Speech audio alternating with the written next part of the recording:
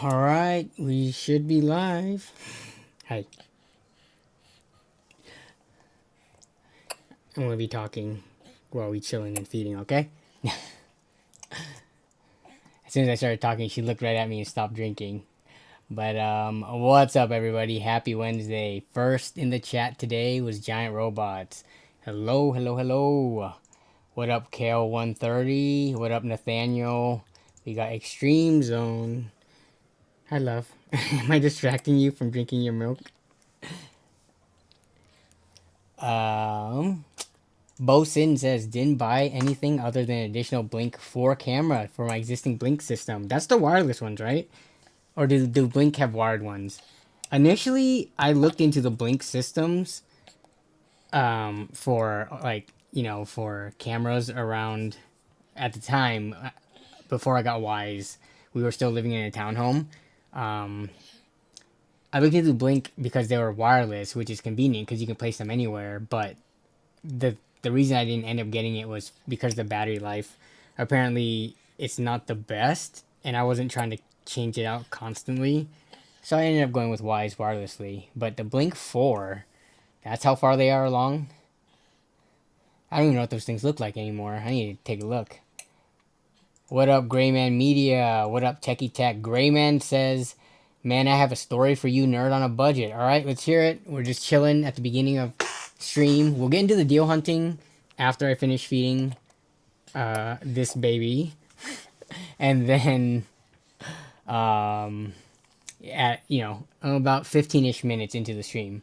But we're just chilling right now, having small talk, hanging out, letting people make their way to the stream slowly. What up, Staying 2007? What up, Hazard Me? Hello, hello. What are the twins doing? Well, actually, they're both feeding right now. Melissa's upstairs feeding the other one. I've got this one. I probably can't tell. Actually, maybe you can. With the bottle in her mouth, which twin this is. But I will reveal that in a second. What up, Tech Blacksmith? Hello, Brandon. Hello, Haz here. We got Mag 1631. Ant-Man. Anyone buying a 1080p monitor? I don't think I've been in the market for a 1080p monitor for a long time. Actually, I haven't bought a monitor for myself for a while. I've had both of my monitors now for, I think, 4 or 5 years, both ultra wides.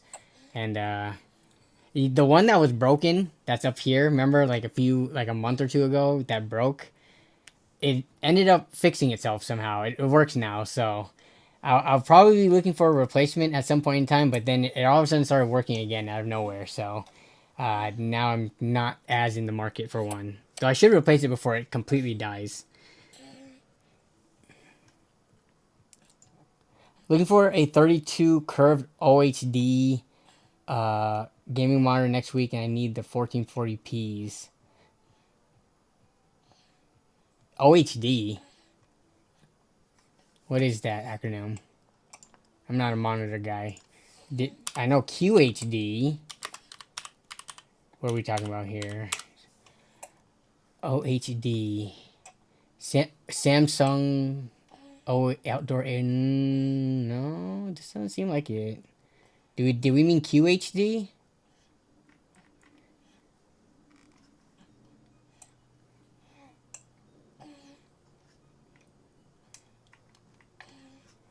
Ant-Man is specifically looking for a 1080p monitor because he's got a 4060. I feel like a 4060 can play decently at 1440p. Maybe not triple A's. Well, you can play triple A's with upscaling, and like frame generation.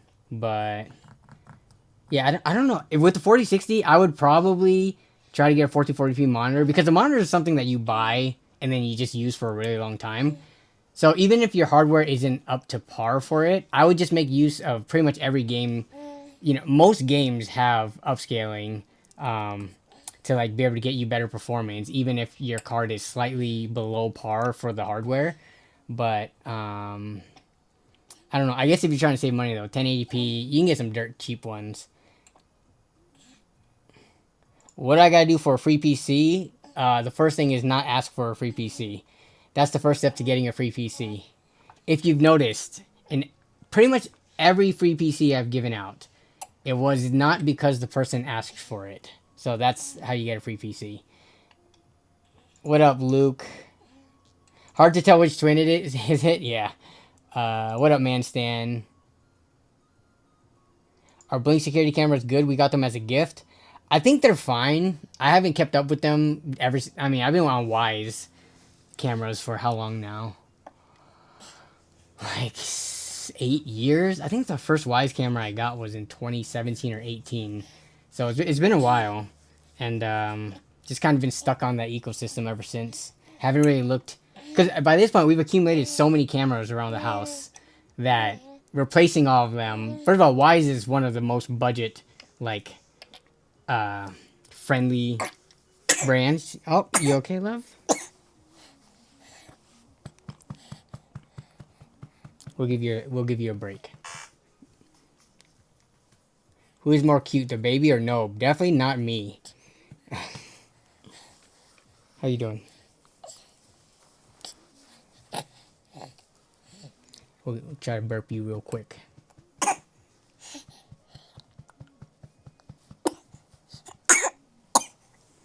Whoa.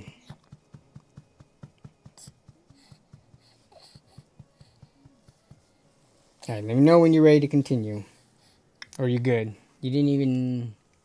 How much did you drink? Like 2/3 of it so far? You think buying a PC with a 5090 for $5,000 is a good deal? I'm pretty sure you can get a 5090 PC for closer to like under 4,000 for sure. I would have to take a look. I wonder if there's actually any deals today on it, but for 5,000, that sounds a little bit overpriced. The graphics card at the most expensive is like 2,500 bucks. So you can fill out the rest of the build with well under $5,000.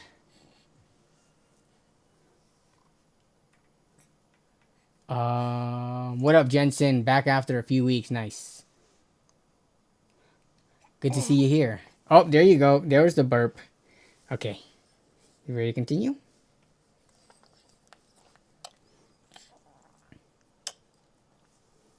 What up, Indie Hooligan? What is more worth it? 5070 or 5060 Ti? Asking because I'm trying to buy a PC. I want information. Ooh, that's a tough one. Like, you get into the discussion between a 16 gigabyte 5060 Ti versus a 12 gigabyte 5070. I like the 12 gigabyte 5070 more. Like, I honestly, to me, it's always been, I don't care about extra VRAM when the rest of the card is worse. If I had to pick, yeah, VRAM is important, but I don't think VRAM is more important than straight up like the cores and the performance of the card overall.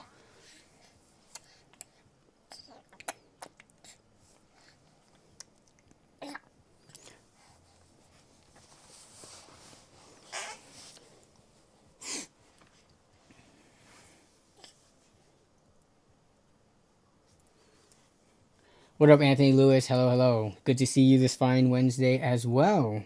And yeah, the girls are growing up quick. They're turning 5 months in like a week and a half. She is drinking this. What nipple size is this? It's the typical one. What's up, love?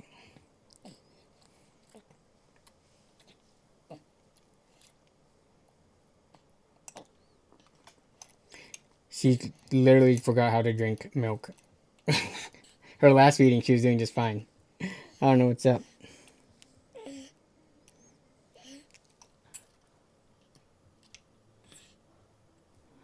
What up, Dan H? Who is not Daniel Hulon. Other Dan H. I hope you're doing well as well.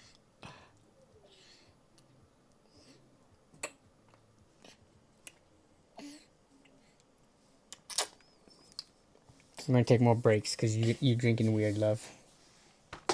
Okay. Wait. Did Grayman give the crazy story yet? Oh, I think it's coming up. Okay. Um,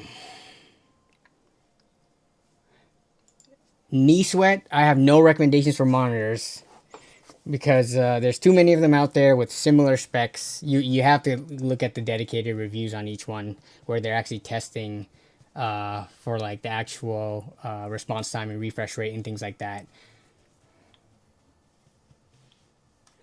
Alexander says, "Hey Dan, I got a free 4060 Ti 12600K B760 motherboard from a friend. Problem is that it was a bug infested PC. Any tips? You think they're worth saving? Yeah, dude.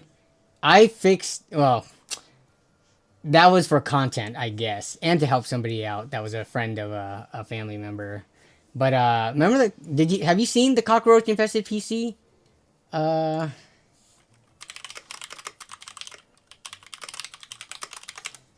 So the tips I would say is what I do in this video. Fixing a cockroach infested gaming PC. How long ago was this? This was like pandemic times. But yeah, if you haven't seen this video yet, because I know there are some people to the channel who are newer or like, haven't been following me since the beginning of time. Yeah, so this was September 2021. Let me zoom in. So this was, I mean, it's like 4 years ago. But this PC, like the roach poop and stuff was all over. Like, look at this graphics card shroud. You can see right there, roaches. So I forgot what the specs were in this, but essentially a lot of rubbing alcohol. And here's some roaches in the case. Put some gloves on. Ideally, do this outside or in the garage so that you, in case there's a live roach, it doesn't infest the rest of your home. But get a lot of Q-tips, paper towels, shop towels, like 90+% rubbing alcohol, and just go to town. Toothbrush as well. You see, this was an interesting experience for me because it's the first time I ran into a roach infested PC. And yeah, you can see roach droppings and crap all over the place. But you actually got some pretty solid hardware on your hands here. A 4060 Ti and 12600K B760. That is worth saving in my opinion. The PC that I was cleaning up that was roach infested was like worse. But that was for partially for the content and to help someone out. So I would say, yeah, definitely clean it up because it's still perfectly usable hardware. I mean, the 4060 Ti, regardless of the VRAM model, still goes for, I'm thinking $250 plus still. 12600K is worth like maybe 120 to 140. Motherboards like anywhere from 60, $70. So that's quite a bit of like valuable hardware you have there.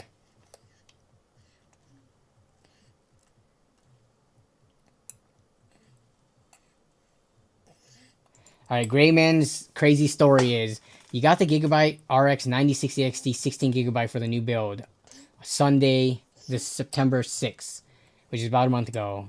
Built it the next day on the 7th. It worked and got to the BIOS. While getting Windows ready to upload, the GPU stopped working. That is kind of crazy because for it to work initially and show you like a display and got into BIOS and everything, but then all of a sudden stop working under which pretty much like very little load for a brand new product. That's crazy. Usually when things come DOA, like they come dead on arrival, not dead one day after arrival. So, that's kind of unfortunate to get a defect on a new part. It's pretty rare, but it happens. So dang, I'm guessing you returned it. I mean, it's been a month. Hopefully you returned it within the 30-day return period.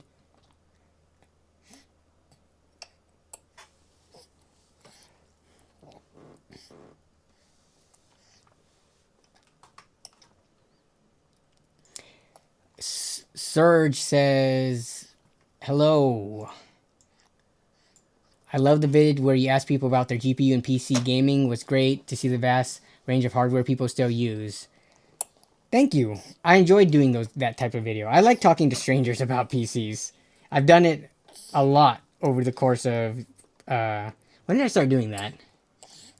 probably back in 2019 or something when I went to the first LTX, when I first started doing that. So yeah, interviewing other gamers, giving them some spotlight on the channel, and just having real raw conversations is very fun. I enjoy doing it.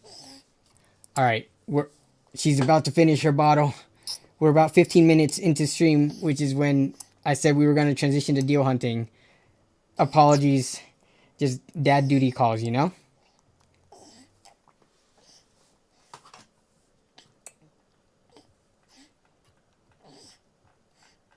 Oh my goodness. Chat is going crazy tonight. Okay, I think I'm going to have to skip a bunch of chat and get caught up because I am not responding to them as quick as possible. I'm going to quickly skim through. All right, we're done. We're done. Time for burping. Time for burping. Okay. We'll do the over the shoulder.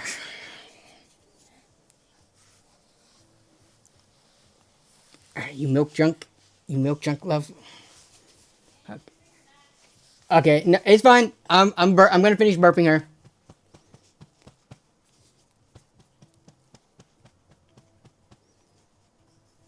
Who is the baby? All right. So the baby, maybe you can tell now at this angle. Say hello. Say hi. That's not really a wave, but close enough. This is Lexi.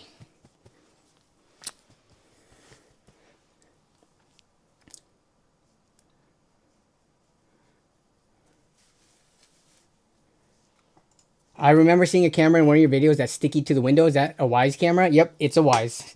It's spelled WYZE.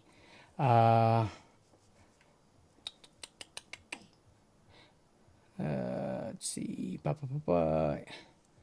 Any advice on someone trying to start PC flipping in Iraq when local people saw everything overpriced? I mean, I don't.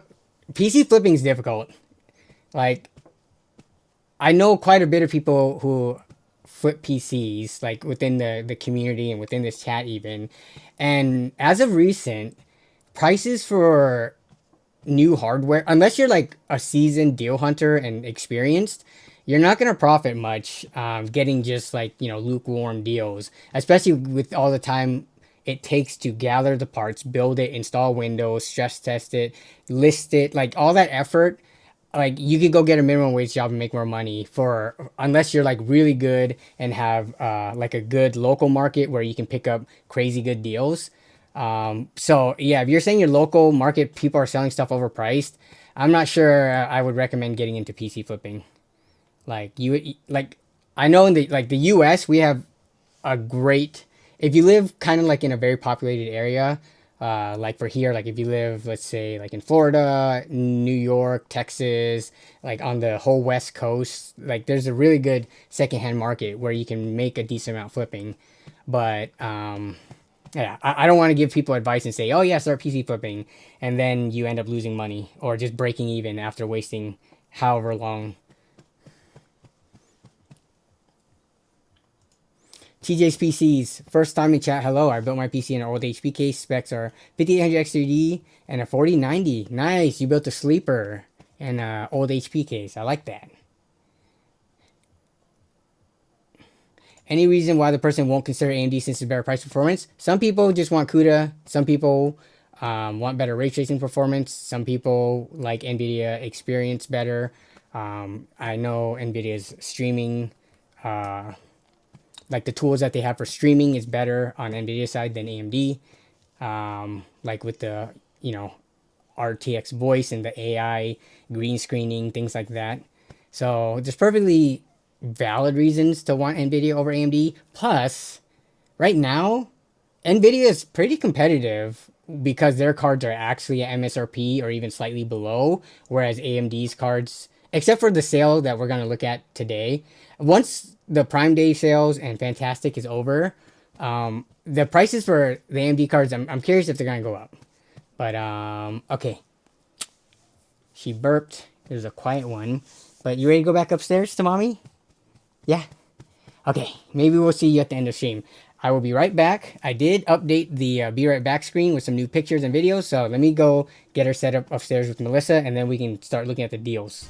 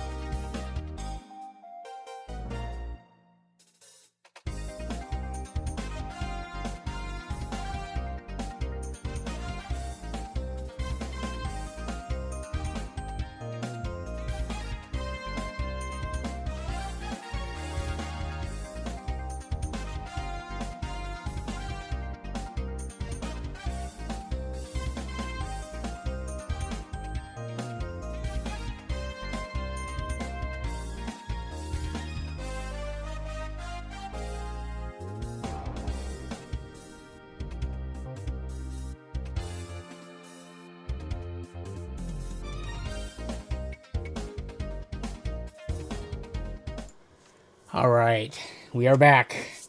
Okay, let me get through the chat real fast, and then, okay, Gray Man then had Amazon send a replacement. Got it on 9/8, which is a day later. Then got it the next day. That one didn't work. Whoa. Wait, what? That one didn't work. Ended up having to wait 2 weeks to get diagnosed and their result. So you had 2 graphics cards fail on you? Micro Center diagnosed it and it was broken? That, if I saw that in front of me, I would have started to feel like it was maybe either like RAM issue, motherboard, power supply. But it was, you got diagnosed and it was really 2 graphics cards in a row. That is bad luck. What? Did I see Alexander's super chat? I think I did. Sorry, I'm getting super caught up.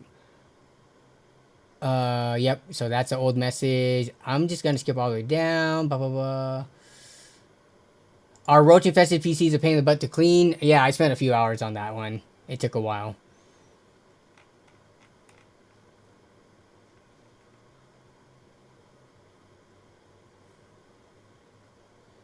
Yes, I'm a very proud papa. I love my girls. Anyone else here losing subscribers? I don't know if I've been losing them, but definitely has some weird YouTube analytics for like the longest time now. In terms of like growth and views and all of that stuff.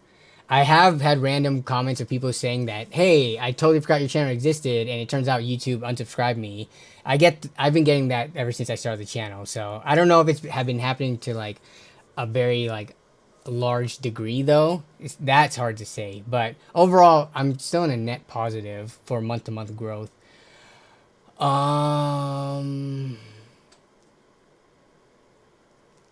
Little kids are the best kids such when they are a teen.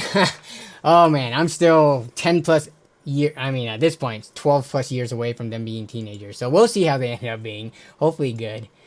Okay.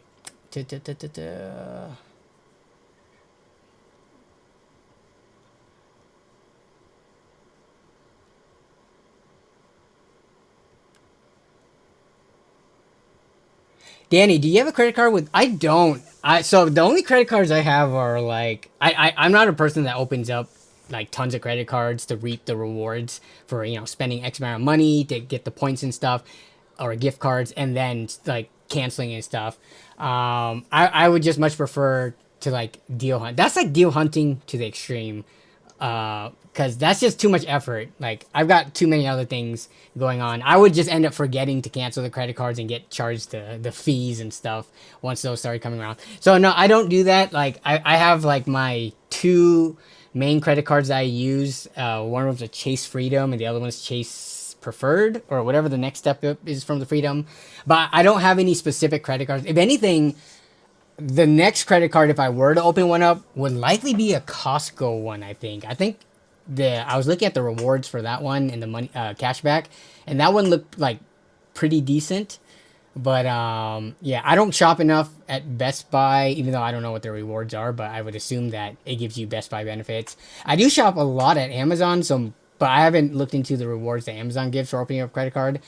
But again, like, I'm not trying to have like 5 credit cards to manage and deal with. I've got my 2 that I've been using for the longest time and kind of going strong with those. If I do open up a third, Costco is kind of in the running. Costco's worth, gas was improved on it too. That's funny because I rarely get gas nowadays now that we have an EV. So the only time I get gas is, it takes a long time because I don't take my Yaris as much. The Yaris has now been relegated to like a YouTube car. Like when I do my pickups, and I think when I go to the next LAN party, actually, I'm really tempted to take the Model Y to the next LAN party just because it's like a quieter, smoother ride. It's also way cheaper gas wise. It has, not FSD, but it has like a autopilot, like lane assistance, and everything. So like, I'm tempted to take it, but we'll see. I haven't decided yet. But basically, we don't take our ICE vehicles that much anymore. So gas, like, I don't even pay attention to gas prices these days. And if I pump, we're pumping gas like maybe once a month, if that. That's how little like we drive our ICE vehicles.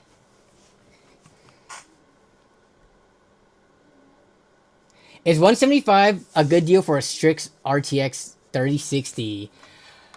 I think that the going prices for 3060s, they still maintain, like, let's take a look real quick, and then we'll get into the deals that I pulled up so far. Plus, if you guys have any deals that you want me to take a look at, be sure to, yes, like just exactly what Robert Fixit did. We have on the Discord, which is linked down below, we do have a stream submissions channel. So you can link stuff here and I can pull it up and we can look at the deals together on top of what I'm going to pull up. But before that, I want to do a price check on the 3060. I think it's like 200 on average if I had to guess. I don't know if we're going to find many on eBay for 3060M. Doesn't count. 185 parts only. For a working condition one, I'm thinking, oh, only just, yeah, so there's problematic ones for cheaper. I guess this one, I don't know, would you guys be okay with buying one where, like, if you're only running 1-2 monitor, only DisplayPort works, which there's 3 DisplayPorts. So how many? Do all 3 DisplayPorts work? Tested past test, generally works as expected. However, at least 1 DisplayPort is guaranteed to work normally. Other HDMI, okay, if only 1 is working, I don't know if I would be down for this, but that's why it was so cheap. So the first standard priced, there's actually 3060 Ti's. Let me make sure there's no problems. If this is the case, then I'm expecting the 3060 non-Ti. General cosmetic wear. This can include some start scratch. This may, okay. Stickers peeled off. Huh. I'm actually surprised. I thought 3060 Ti's were definitely well above 200 bucks. But if they're around this price on eBay, excellent condition, yeah, then I would say you need to push closer to maybe like 150 to 160. Maybe get a little bit lower on the non-Ti.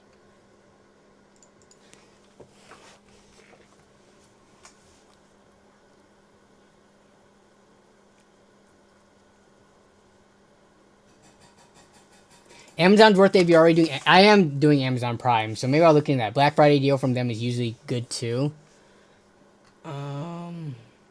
Just asking because I got one for a flip on Facebook Marketplace. Okay, so you already picked it up for 175. It's not the worst deal. You definitely did not overpay. I think that would be probably... Why? It's funny. I look up 3060 and they only show me 3060 Ti's. Yeah, see, this is strange because the 12 gigabyte, this is the annoying part. Like 12 gigabyte 3060s are going for no less than 200. I can't even, like, looking up 3060s, sorting specifically by 3060 category. There's like none on eBay. Doesn't something look off here? How is it that we found 3060 Ti's, multiple listings for around 200 or a little bit less, and there's no 3060s? And I know this is the 12 gigabyte version, but where's all the 8 gigabyte 3060s at that you would expect for like 190 or something based on what we just saw? Something seems off. And this was a fresh search, so that's kind of weird. Buy it now, lowest price, yeah. Why does 3060 have more VRAM than 3070? Don't ask me. Don't ask me. Honestly, I think, to me, the 16 gigabytes in like a 3060 or 3060 Ti is a little bit more odd. But I think 12 gigabytes was fine. The 3070 probably should have been a 12 gigabyte card. That I would agree with. And the 5070, had they made it a 16 gigabyte card, I think it would be way more popular than it is right now. And the 4070 as well. But, you know, they didn't want to give that double VRAM increase from 8 to 16. They were like, you know what, we're going to give you 1.5. We'll stick to 12. And I mean, can you fault Nvidia? The cards are, the 4070s sold decently enough, and the 5070s, I think they're still moving units. Nvidia's weird, yeah. They don't want to give you more than they have to. Battlefield, okay, we'll run this poll. I will say neither, and I will add that as an option. 6. And Techie Tech, thanks for this $5 super chat. Neither. So Battlefield 6, Black Ops 7, and I personally am a neither person. I don't play those games. But if you had to lean one way for Techie Tech, what game do you guys play?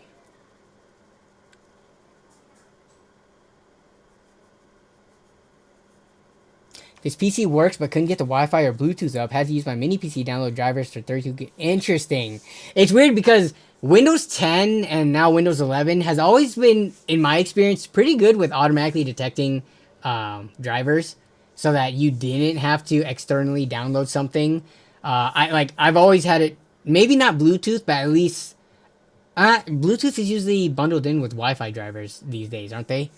I forget if I ever had a situation where they came separately, but at least for the internet, like usually if there's like Wi-Fi antennas or a PCIe card or built-in on board, I've had it be detected, like when installing Windows 10 or 11. I can't think of a situation where I had to manually download them from the website with a different device.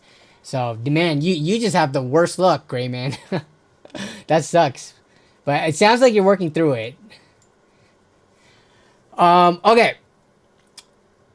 Let's start looking at some of these deals. The first one I thought was pretty good. And I've posted this in the deals section of the Discord server. 7800 X3D.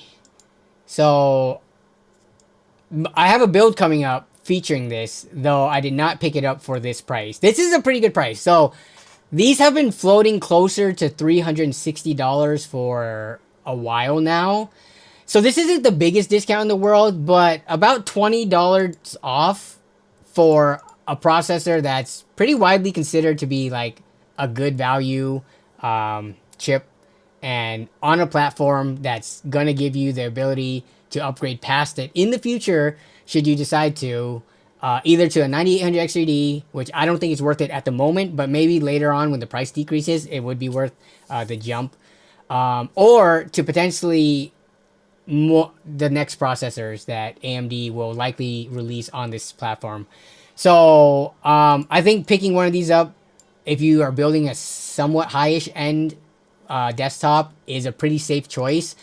I'm not really seeing any other deals. Like, if you look up the 9800 X3Ds, I think those are still priced pretty normally. Those have not gone on sale. Probably because I think these are still in pretty high demand. Like most people building $2,000+ PCs, this is like the CPU to get. So I don't think they're having any trouble selling these. They're moving at the price that they have. I know Micro Center sometimes have better prices, but we're not looking at Micro Center deals because they're not applicable to everybody, at least as many people as Amazon is.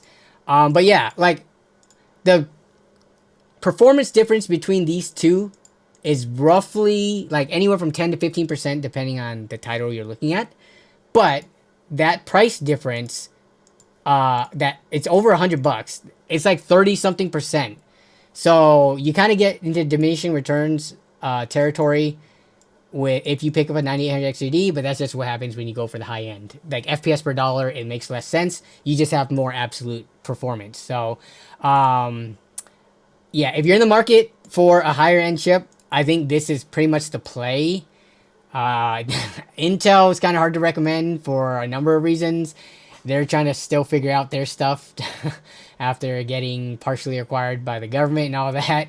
And yeah, so I think AMD is kind of on a roll right now. So this is a pretty safe purchase if you're looking for one.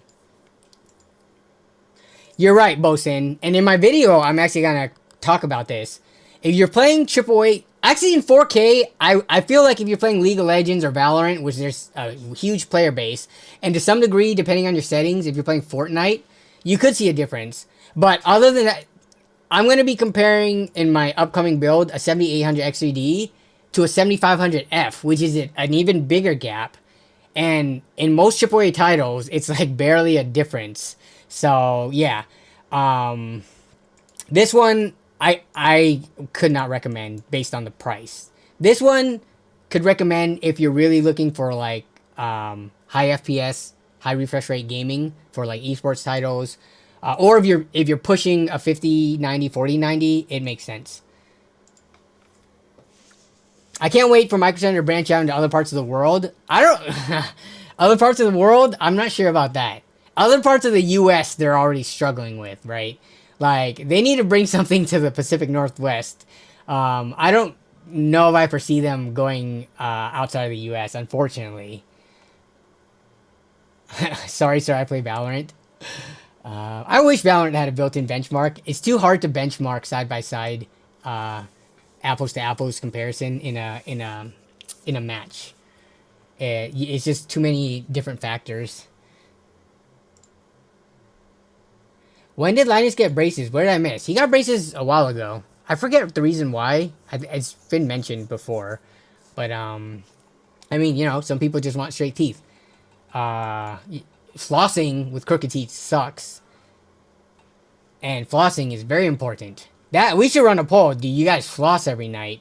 Alright, so, in terms of the poll, wow. So far, with the votes that we have in, it's looking like, wow, we got 200 people in the chat. What up, everybody? So far, more than 50% of the votes are similar to me. You guys don't play Battlefield or Call of Duty. But of the people who did vote between one of the two games, so far, Battlefield 6 is winning. Black Ops 7. How often... Sorry, we go on tangents during these streams. So hopefully you're here not only for the deals, but also for, you know, just hanging out and talking shop with anything PC and gaming related. So Battlefield game series. My question is, because I don't follow these games that much, Call of Duty game series. How often? Because Call of Duty, I feel like they release a game every single year. Okay, so yeah, if we look at the date, Black Ops 7, 2025, 2024, 2023, 2020. Yeah, so they've been releasing a game every single year since like 11, 12, 13, 14, 15, 16, 17. Wow, they literally have been releasing one every single year. I thought there was like some time when they had a gap, but there has been no gap since 2004. They had a gap. Wow. Okay, Battlefield, on the other hand, so Battlefield 6, Battlefield 2042, but these are like, so they have like these little, what are these, DLCs?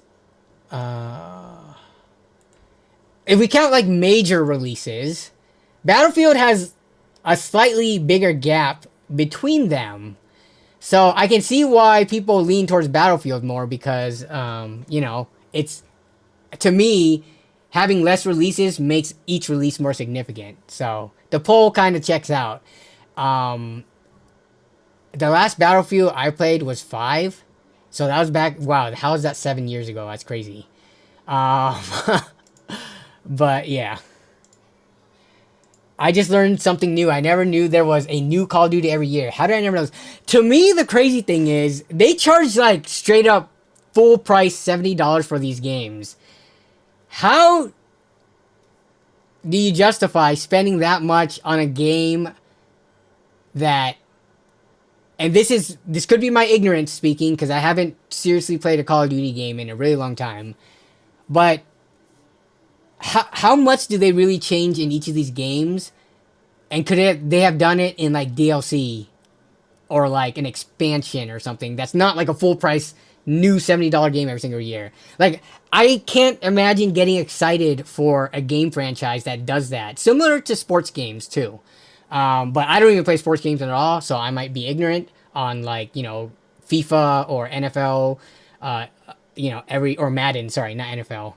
Madden, like every single year, aside from the roster being changed, is there that much of a difference in the game itself?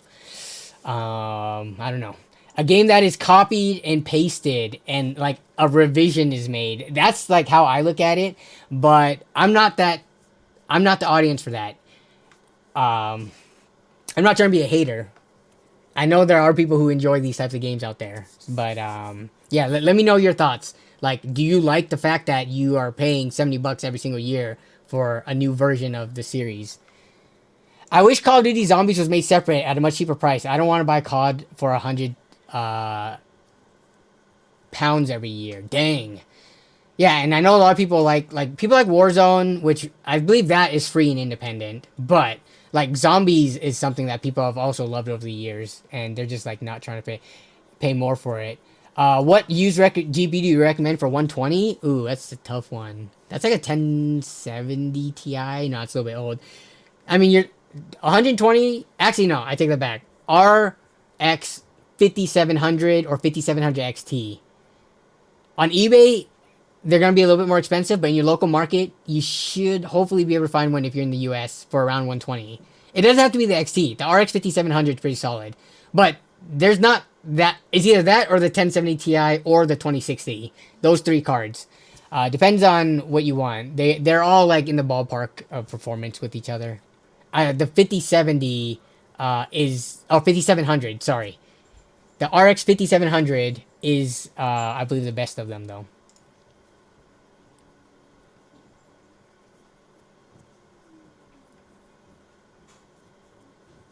I feel the same way with NBA. That's NBA 2K, right?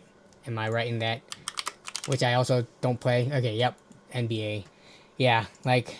The sucky thing is, though, a lot of people, like, if you want to play with the biggest pool of players, I would imagine as soon as the new game comes out, that's where most of the players migrate to. So, like, the online gaming experience is not as good with the older titles. Even though they're still perfectly good games, it's just the way online gaming works. It's like, what, for example, Modern Warfare, Call of Duty 4, the original Modern Warfare, when they remastered it, I thought that would have a long-lasting staying power, but let's take a look at the Modern Warfare Remaster Steam charts. Like,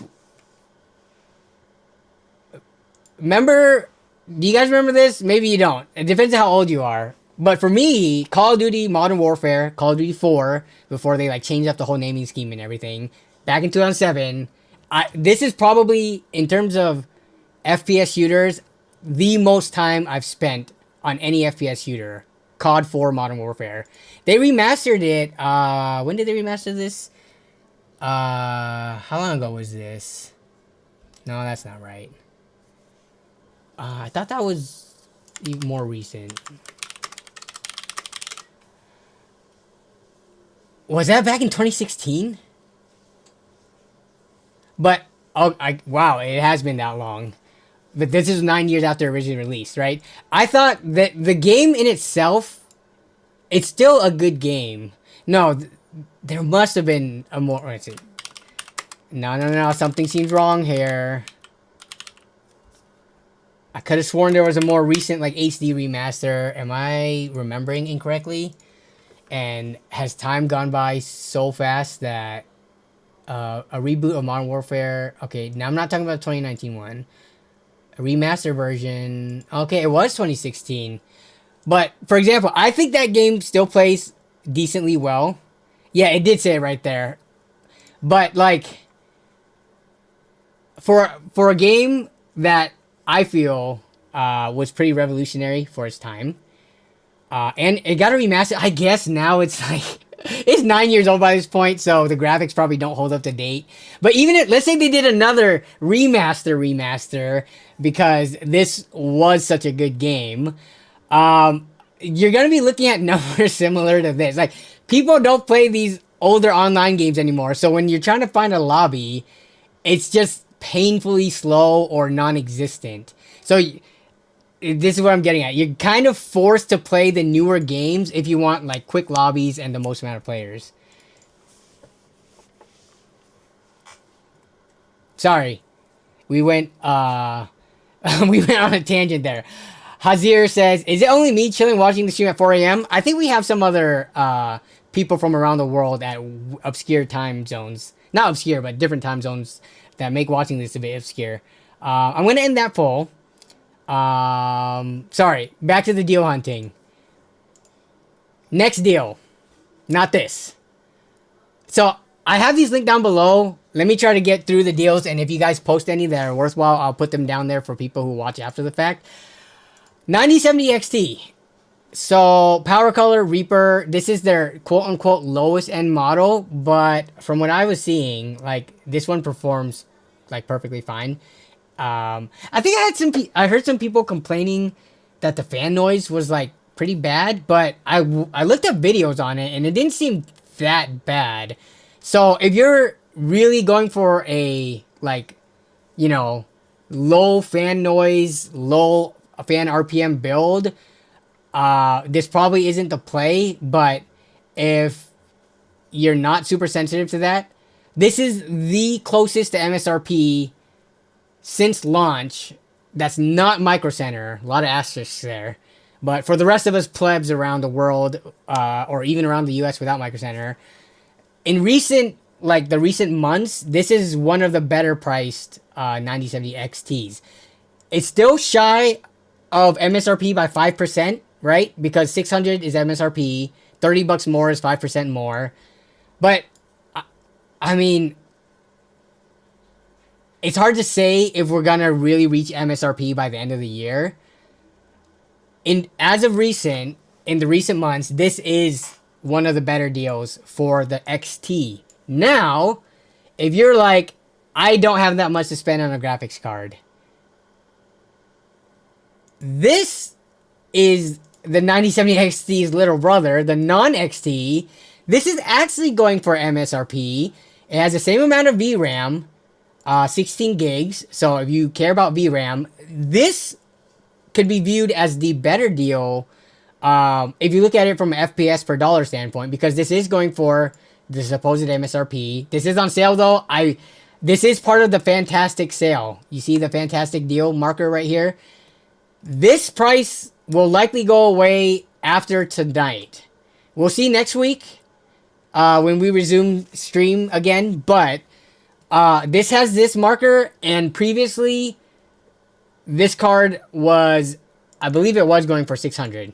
So it did carry a $50 premium over MSRP. Between these two cards, I think this one, FPS per dollar, is the better deal for people who are just trying to save a little bit more money. You're getting better value out of this because it's not like you're sacrificing on any VRAM either. If this was like 12 gigabytes, then it makes the decision a little bit harder.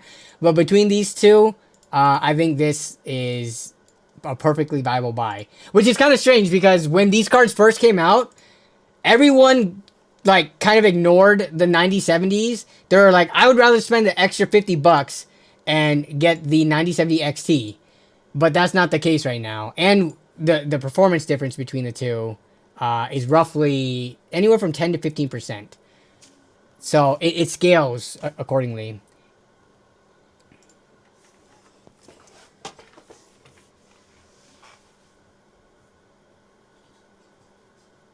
Oh, Justin Man BP actually asked that exact question, and yes, I was getting to it. Yeah, 9070.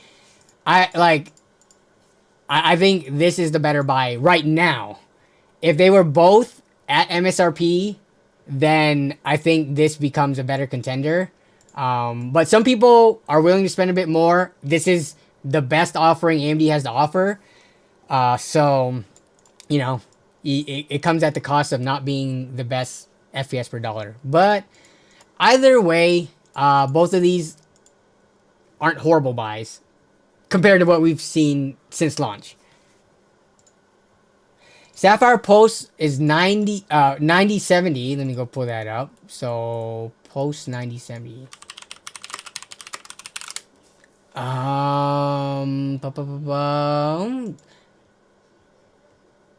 And this is the one that I basically bought and is actually sitting behind me right now for the build. Remember, I bought the brown box Newegg version. This one, wait, what? Is this like a Prime deal? Let me see. You said 9070 for MSRP? I'm not seeing that. Yeah, I'm seeing 570, which is 20 over MSRP. Is there a different listing? 9070 Pulse. Oh, this one right here? This one is used for MSRP. See, that then makes it a different conversation. Man, let me take a look at this. Yeah, the new ones.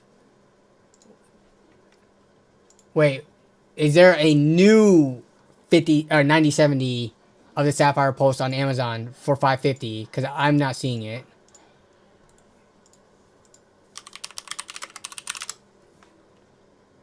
Yeah, I'm just seeing these two. Let me scroll down. I mean, 20 bucks more, up to you. Honestly, if I had the choice, which I don't because I already bought the other one, I would take the ASRock 3-fan one. It would have filled out the case that I was using better. 3 fans, just bigger, you know, larger heatsink, more cooling. ASRock is fine. This is actually more color neutral too, which would have worked out better for the build that I'm doing. But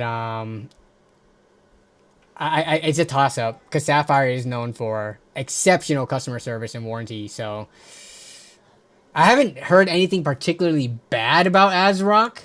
It's just that I've heard more good things about Sapphire.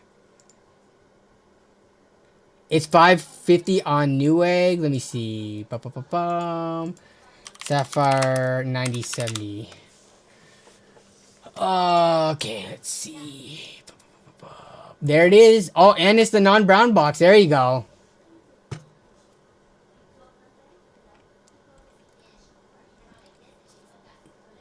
Let me put this link down below too for the Sapphire enjoyers out there. What the heck? Give me 1 second.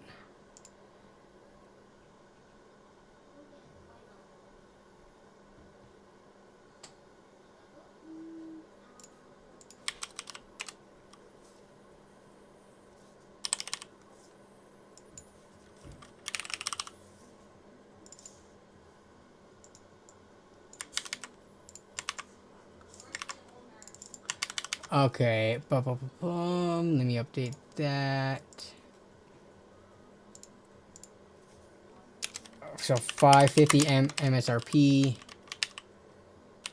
Sapphire Pulse 9070. And let me update the other description to say ASRock Challenger. Okay.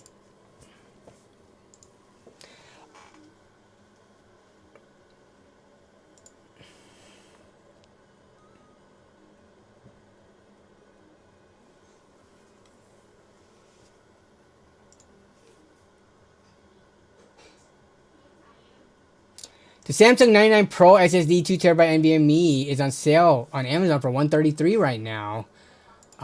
Dang it, I do not have my add-on. But we can check camo. So Samsung Pro 990 2 TB. So 135. Let me check what the prices were leading up to this. Actually, can we just go on? Let me see if I can go on vetted. I need to get that. Actually, maybe I can get it now.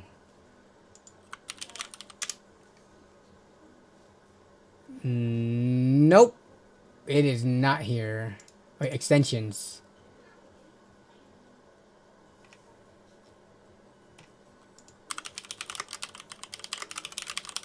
Does Camel have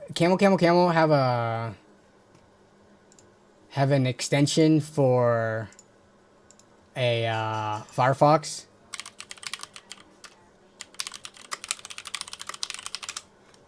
Camelizer price tracker. Here we go. Only 3.8 stars. Let me add to Firefox. Okay. Did this work? Did this work? Let's take a look. Bam. You guys can't see this. The extension doesn't show up. No. So the extension is working. It's just not showing up for some reason in the window. Maybe I could. Can I open this? Yeah. Okay. Here we go. I can open it in the window. So price trends. So right now it is 134 essentially. Leading up to today, this whole entire last month, it was roughly, if I can, 1 month, it was roughly $160. So that's actually a decent price. And if you guys haven't noticed, SSD and memory prices have gone up. So this is actually a pretty solid deal.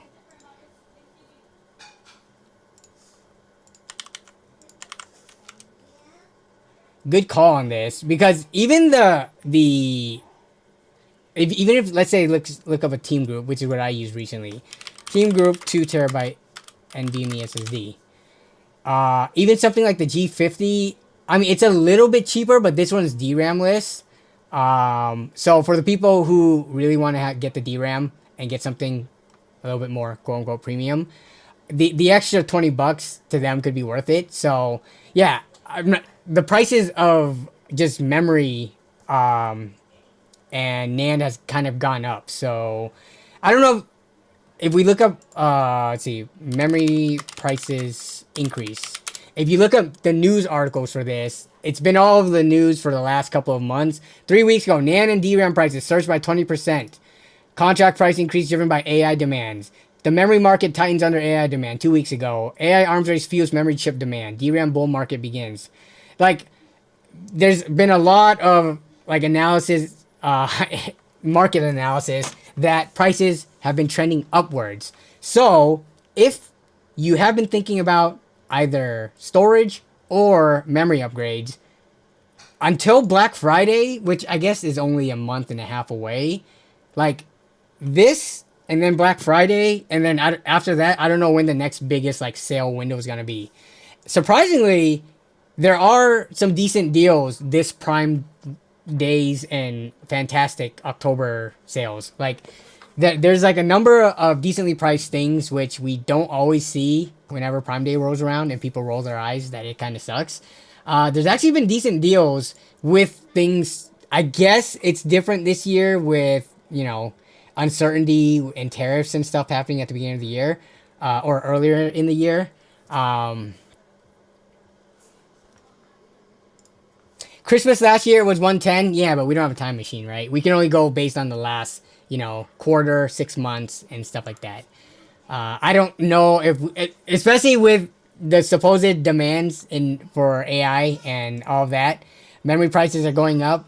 DDR4 and GDDR60 sharp increases. I don't know if we should expect for it to go down by Christmas time. Let me get a link made for this one though, for the viewers after the fact. 2 TB Samsung 990 Pro.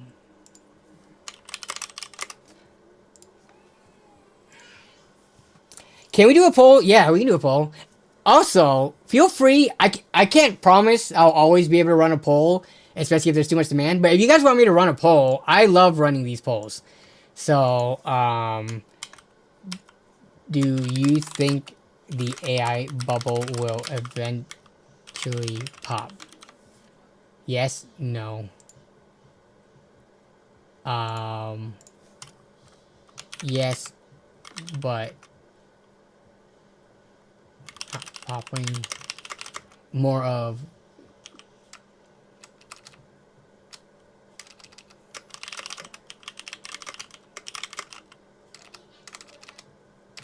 okay.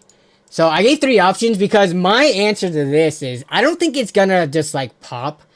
I think AI is gonna be here to stay. It does have good use cases actually. Um, I this isn't like a good use case, but it was an entertaining one. I had a long drive this past weekend, and I was the only one in the car. Um, and I was in the Model Y, and they rolled out Grok, which is Twitter's AI bot. I still call it Twitter, not X. But it's now in Tesla cars if you have data, which is like used for streaming music and stuff, which we do because my wife loves streaming her Apple Music and stuff in the car. But because we pay for that, it's like $10 a month. We also get Grok, which is like an AI that's in the car. So I didn't feel like listening to music, and I had an hour drive home. So I had a conversation with the Grok AI in the car. And it surprisingly had up-to-date information. And I was talking to it about World of Warcraft and the upcoming expansion and previous expansions. I was asking about characters within World of Warcraft, going through the lore. I was asking it about not World of Warcraft, Warcraft, Orcs and Human, the first game, the missions within that game and the summaries of them.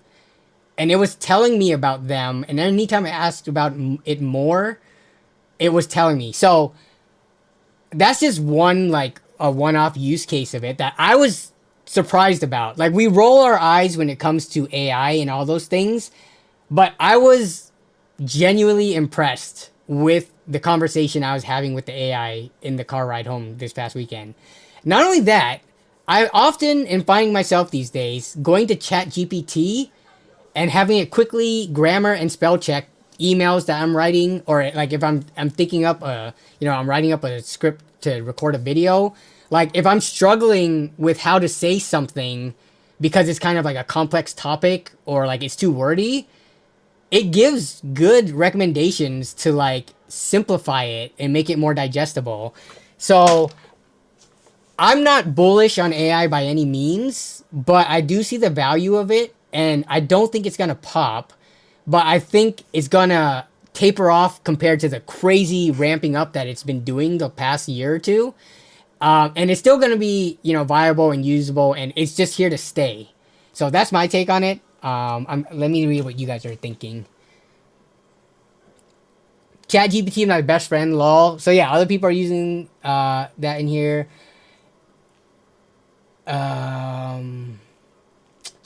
The Sora 2 is causing Nintendo so much problems. Pray for... Wait, what? What is Sora... What is this Sora 2 I keep on hearing about? So it's part of OpenAI. Video generation model. Oh. Okay, I haven't played much with, like, video or image generation. I'm mostly, like, the most basic, text-based AI stuff. I constantly see Grok stuff. Yes. The funny thing is, Grok does get stuff wrong. For the stuff that I was asking about World of Warcraft, I'm pretty sure it was correct, even though I couldn't fact check it. Based on my memory, it was seemingly right. But yes, Grok on Twitter is hilarious. Especially because Twitter's become such a political battleground as of recent. People are often using Grok against politicians anytime they say something. Hey, Grok, is what this person is saying is true? And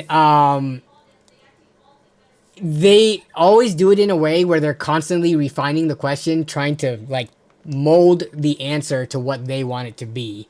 So uses like that I definitely roll my eyes over. But for all the other stuff that I mentioned earlier, I think it does have a pretty good use case. But trying to get one up over the politician you hate, that is a very common use case I've seen as well.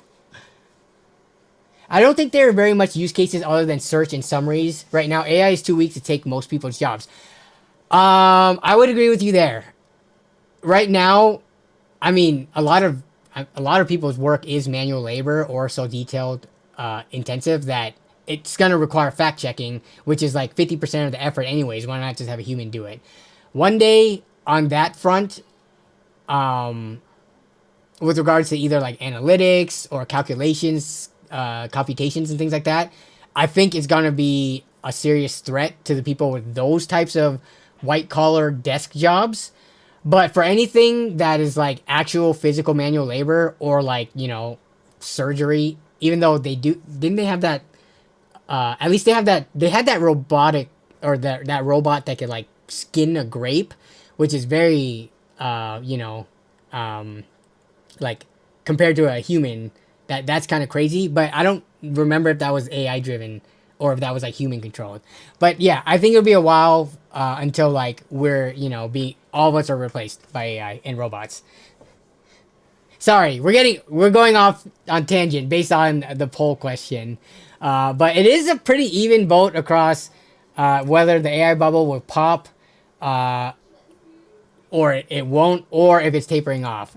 It's not as skewed as the previous vote between Call of Duty and Battlefield. All right, let me take a look if there's any stream submissions. Robert Fixit did send this one. So what do we got here?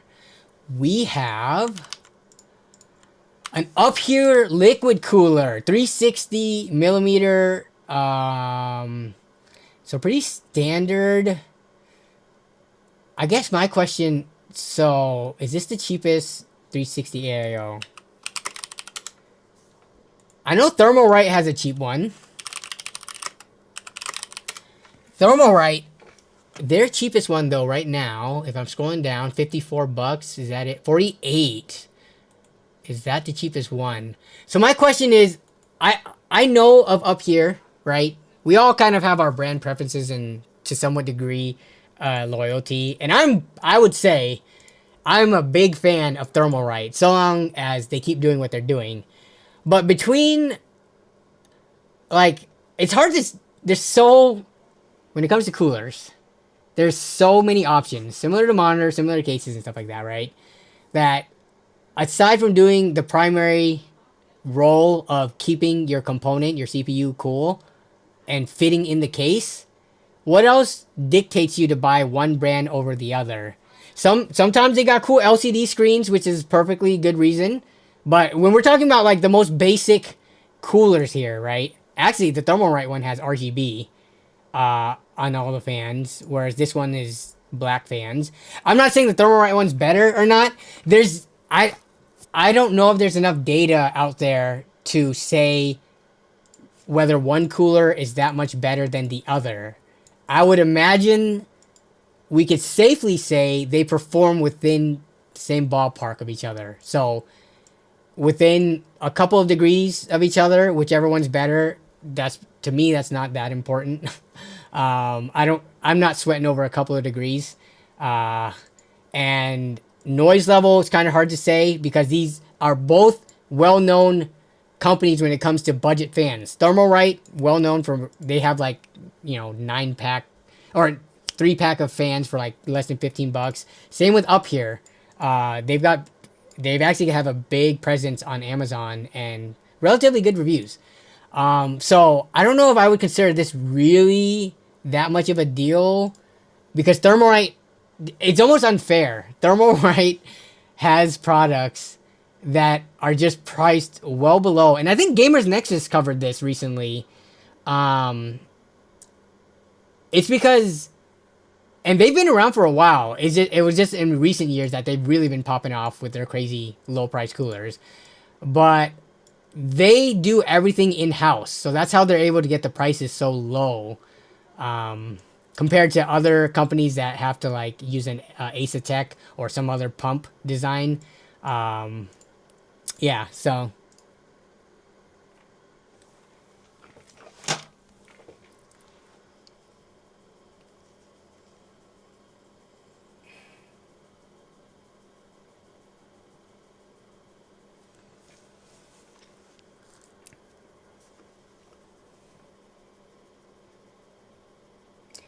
how you type so fast? Did you take a class or some?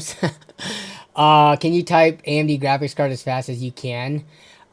I mean, I'm curious. So I'm think I'm considered a millennial, right? I don't know how far. What is the millennial age range? So I am a millennial, I think. Anyone born from 81 to 96. Okay. So I do fall within the category. I was born in 89. So like almost dead center in the millennial. But I feel like a lot of millennials grew up when the internet was starting to become like a little bit more accessible. So online chat engines like and this is before everyone got a phone and could text and use Discord over the phone, right? We all kept in contact with our friends from school and family and stuff using like AOL Instant Messenger, MSN Messenger, Yahoo Messenger, any of those. So, and I played a lot of MMORPGs. Cause like in games, like I feel like in like first person shooters and stuff like that, you don't type as much. But like in MMORPGs, especially if you didn't use voice chat, which I didn't because my internet was too slow, like all of my conversing with people was with typing. So I think naturally was like improved my typing via the time frame I was born in. I feel like what I've heard, the younger generation, because they're more reliant on their phone than they are the computers and stuff like that, like typing and typing speed and accuracy and stuff was on the decline. I don't know how true that is, but it kind of makes sense to me. But I don't know how old you are. I feel like anyone born in this time frame and had a computer and played video games on it can type decently fast. I don't have proper typing form. That's the thing, because I never like took typing classes seriously. I can type accurately and fast. Like let's see, we'll go to monkey type. But if you looked at my hand, can I show my hand that well? Let me see. We'll move the camera over to my hand. You can take a look and see for yourself what the okay. It might be too hard to see what the actual typing form is, but if we go to monkey type. I was born in 89, so that makes me 36. So let's do this, right? So do I just start? Nope. Oh, I gotta reject. Okay. So like, look at my hands and see if this. I'm gonna be reaching across the way with my pointer fingers in a way that you're not supposed to, but I mean, I've been typing like this for 25 years. It's kind of hard to break the habit. Oh, I made some mistakes. Let me restart that. I need to get a little warmed up. Okay.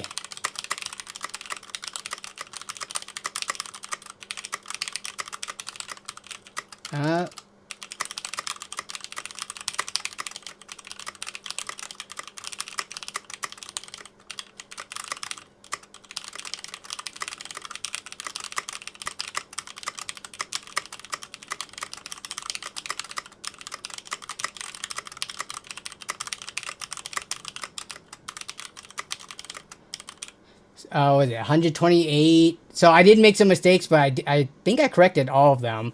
But I mean, I'm not typing like this in terms of incorrect form, but in terms of where my fingers are on home row and what they're supposed to be touching, I do reach across the aisle quite a bit.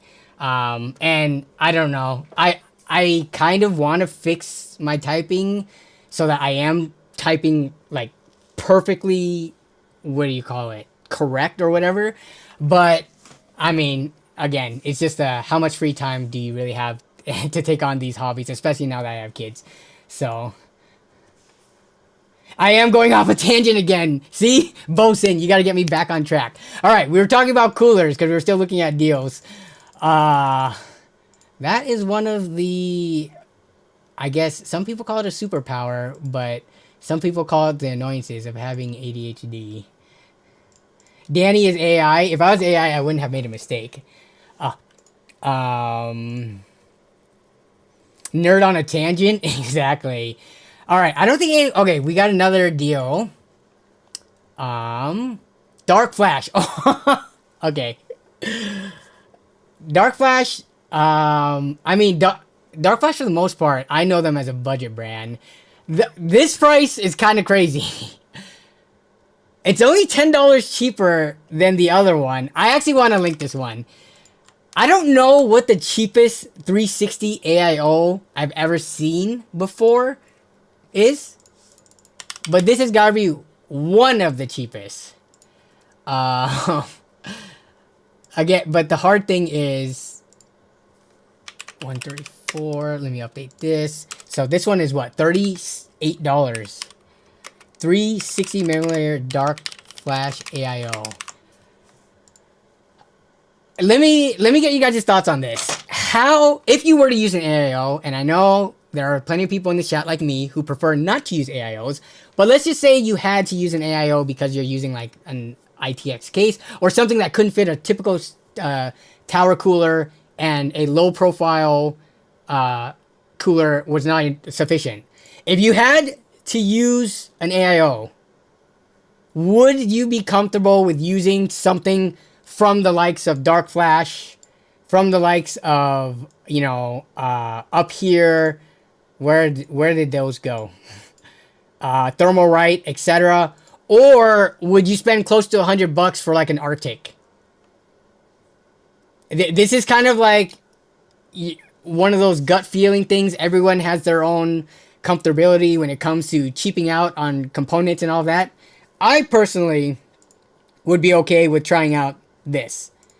I think the likelihood of this succeeding and lasting the typical, you know, duration that an AIO lasts, which is anywhere from, I think typically they fail around 3, 4, 5 years depending on the quality. But I think this has a higher chance of like lasting 4 to 5 years than it does failing prematurely. So, and I think it would be worth the risk of like, you could buy another one if it fails, and it's still cheaper than the Arctic, right? And that is if the budget of the entire build was low enough. If you've got like $2,000, then yeah, don't buy this thing. If you're doing a $2,000 build, just go ahead and buy, you know, the Arctic, which has a thicker radiator as well, and would be better at cooling. But between the cheap brands, I would be okay with using them. The price is right for, you know, the appropriate build.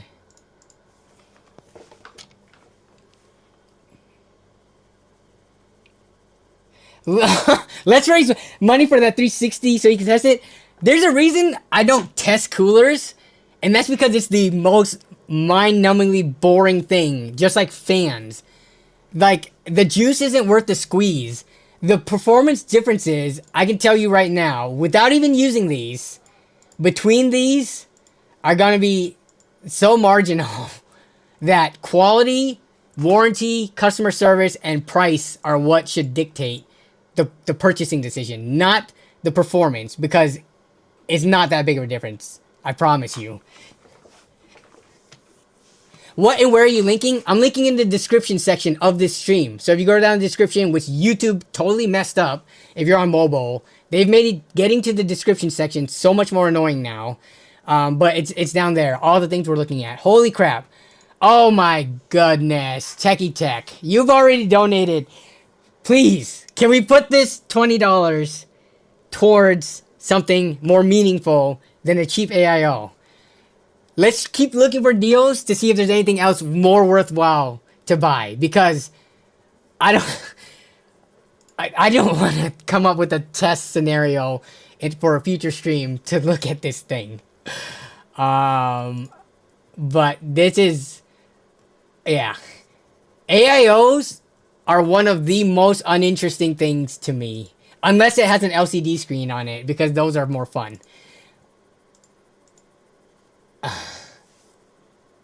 Yeah, the fan noise would be a difference too.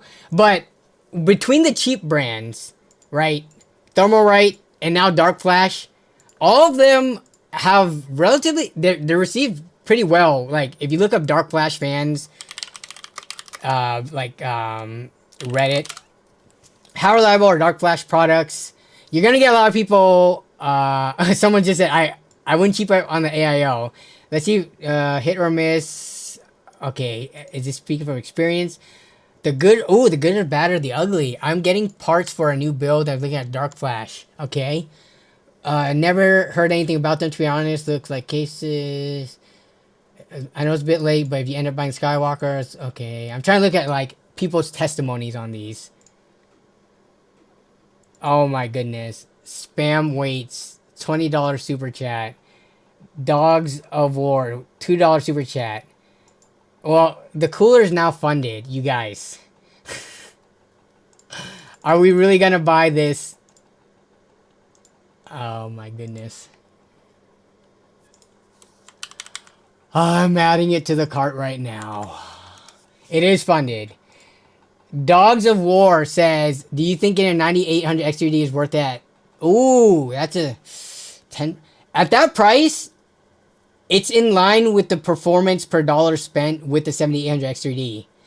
At $400, I think it becomes a much closer race. So it's up to you.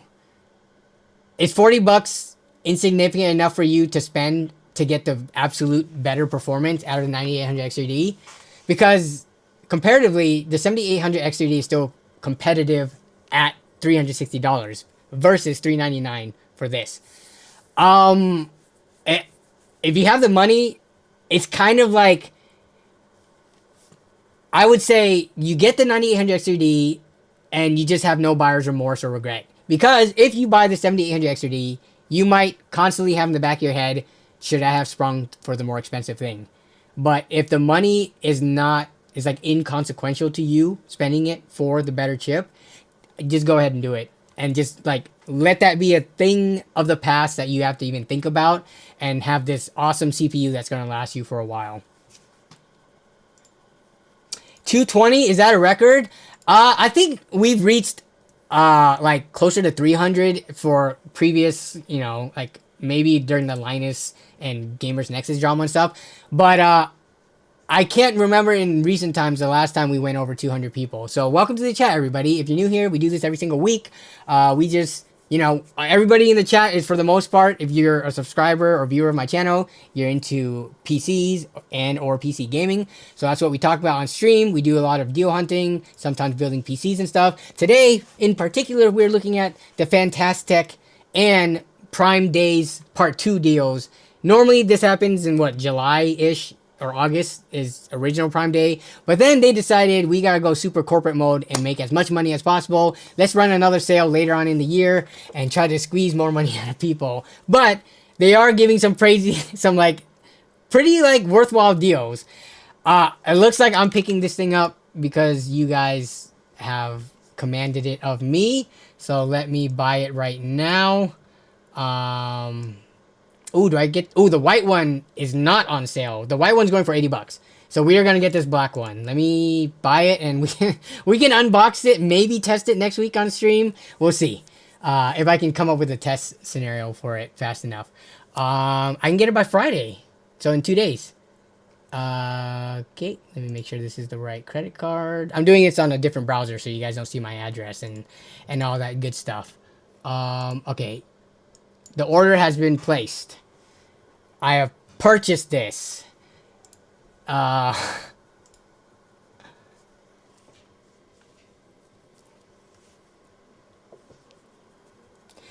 am I gonna compare it to? Let me see.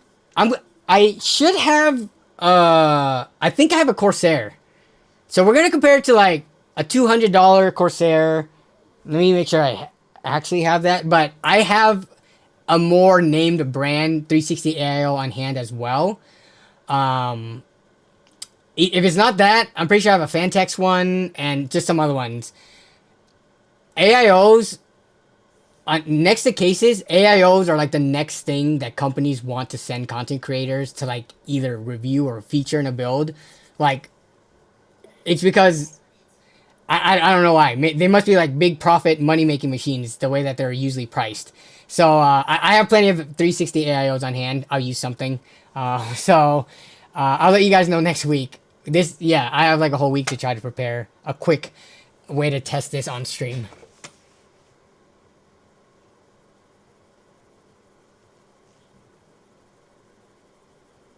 Just reviewed AIO review list for gamers.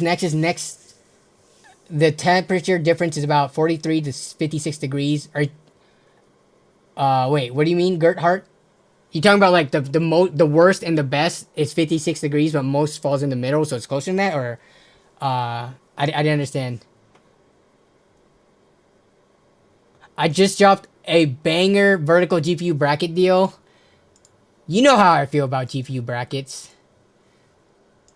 What is this? What is this overly engineered vertical mount for a wow? How much? This thing is normally $45.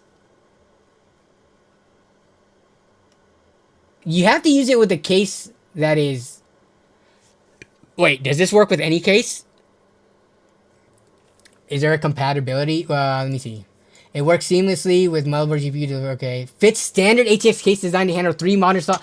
Oh, so this actually, yeah. So this is why it's over designed. So it works with any case, it seems. Yeah, that the way that looks, huh? Let me. Do they have a picture of it? Yeah. Wait. What is going on here? It just completely replaces all of these brackets. It works with micro ATX cases too. It looks like it needs to be 1, 2, 3, 4, 5, 6, like 7 slots. Is that what they were saying? Let me see. It works seamlessly. It just says it can handle modern 3-slot GPUs while fitting seamlessly into most. So it looks like, do most micro ATX cases have 7 ATX slots? Or have 7 PCIe slots? Or brackets? Not PCIe slots, but like those bracket covers. Removable micro ATX bracket can be removed. Fit seamless. Oh, it only needs 4 slots. Okay, I should just keep reading. So yeah, it does work for most cases. Though the issue is how many cases are tempered glass these days, so this is just gonna push up really close against the glass, isn't it? Which, if you're going for the aesthetics, you might not care too much about that, but I don't know, man. Since the rise, get it, of PCIe riser cables and brackets and stuff like that,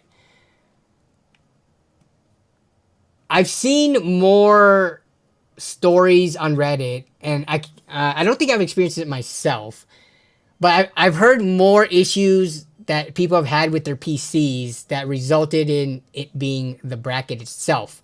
Now, sometimes it was because it was like a PCIe 3.0 riser cable versus a 4.0 card and motherboard. I can't speak to if you have like the most up-to-date riser cable, if there's more problems than just slotting directly into the motherboard. But I don't know. I'm just not on board with the vertical mounting. I think the way it's horizontally mounted is just fine.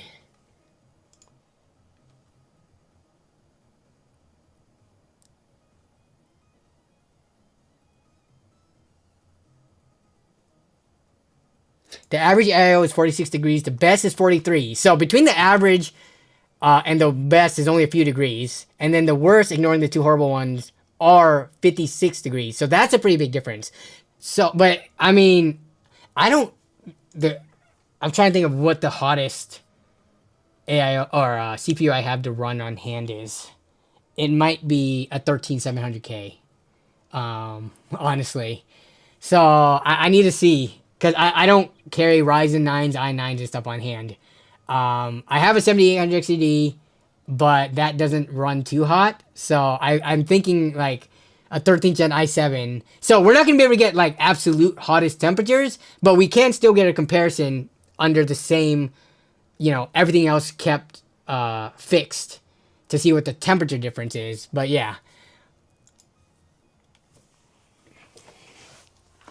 Hey, Danny, should I start a Rams defense or Raiders defense this week? I don't follow football, man. I watch football if it's on because it's fun to watch, like athleticism and good plays and stuff like that. But I do not follow teams and players and stuff to that degree.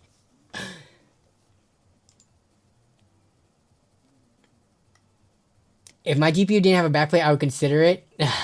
Yeah, see, you're trying to show off the backplate. I'm going to put one in a Sama AR01. I'll post photos. Let's take a look. Wait, if you buy used from Amazon. Oh, yeah. So this one, better deal. If you, wait, used? Is it still here? I don't see that. Did it get snatched up? The one used one? Did you snatch it up? Let me take a look. Yeah, I'm logged into my Amazon Prime account. I don't see the $25 white one anymore. It must be pretty limited. Because now the cheapest used one is 34 bucks.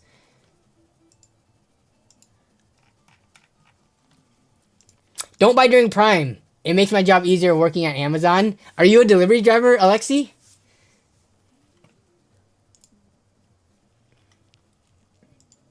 Can you do a list of the cheapest AM5 build during these deals? What is the cheapest? I think the 7600 is technically... No, 7600X might be the cheapest Amazon AM5 CPU right now. 8500G is close, but... oh, wait. No, it's 160 versus 165.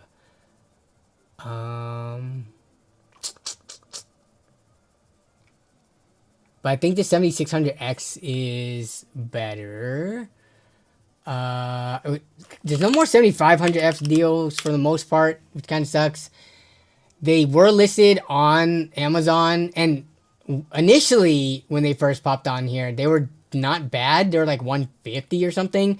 But it doesn't make sense to get a 7500F anymore. Like even on AliExpress, they're going for like 160. You're pretty much better off either getting a 9600X, which is closer to, I think it's 190. So 7600X is 165. This would pretty much be, if you're trying to make the cheapest AM5 using Amazon Prime deals, it would be the 7600X. 9600X is going for so it's going for 20 bucks more. It's not a bad buy, but if you're going for absolute cheapest, it's going to be this. Motherboard wise, you got to go for like a B650 motherboard. And that's what makes it unique to being an AM5 build. You can find the rest yourself, like in terms of power supply, RAM, and all that stuff. That's all pretty universal and interchangeable. But like this one, you can get a B650 for 135. Asus Tough Board. I don't think there are actually, this one's going for 110, a B650 Gaming X. And honestly, for a lower end chip like a 7600X, and I don't even think this is a Prime Day deal. This is like a normal deal that happens pretty frequently because this is through Amazon Warehouse, I believe. Oh no, this one's from a company called Infinity Product, but it is free shipping and delivery, good condition used for 110. Yeah, I don't think we're gonna find an AM5 motherboard cheaper than this. That's not like a A620 or something like that. Oh, actually, we got a micro ATX one for 90 bucks. I take that back, but it is missing a PCIe clip, missing a manual. Okay, that's PCIe clip. It's missing a PCIe clip. What are we talking about? Like straight up a clip, like this thing broke off right here. That's the only PCIe clip, right?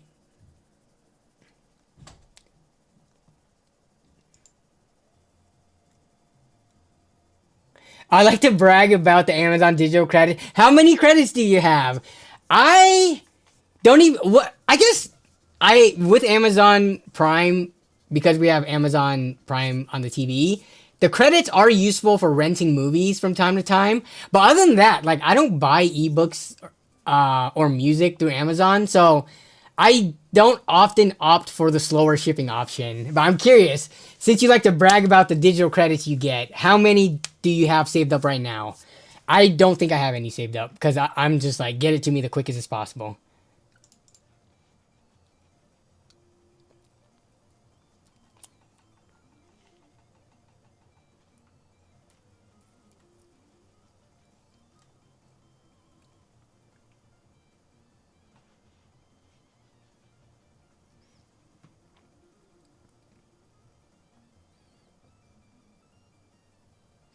ASRock is not doing so great right now. I don't think. Is there any problems with? It's not like a whole AM5 issue in general, right? Wasn't it specifically for X3D chips? Had there been posts of people having burnt chips, AM5 chips on ASRock boards that were not X3D chips? Has anyone seen those?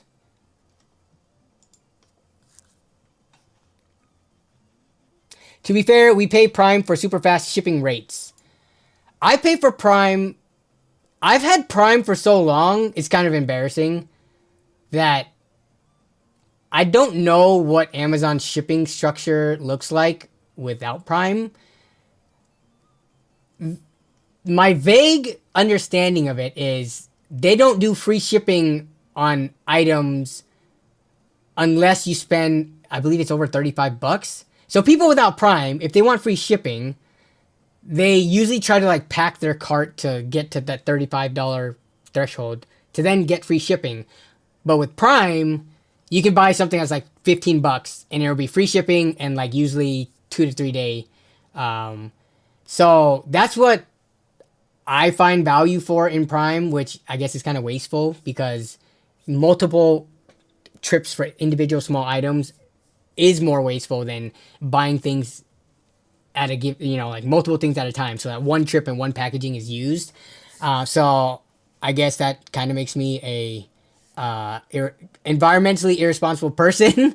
But I feel like a lot of people, that's how they treat like Prime and delivery and stuff. So I'm not that much worse than the average person. But yeah. People who don't have Amazon Prime, because what is the Amazon Prime membership these days even? How much does Amazon Prime cost now?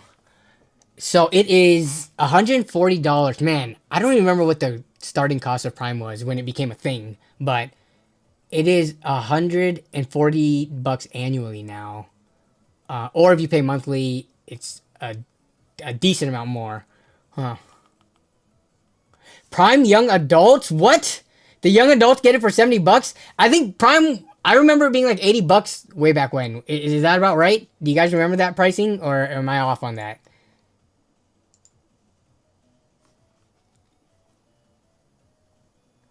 As a former driver, I stay away from ordering from Amazon as much as I can. Do you have like nightmares about that still? I get fed the Amazon Prime or Amazon or delivery driver subreddit, and dude, people sometimes are posting how many packages they got to deliver in a day. It's crazy. They need to get paid more, and they need all trucks equipped with AC.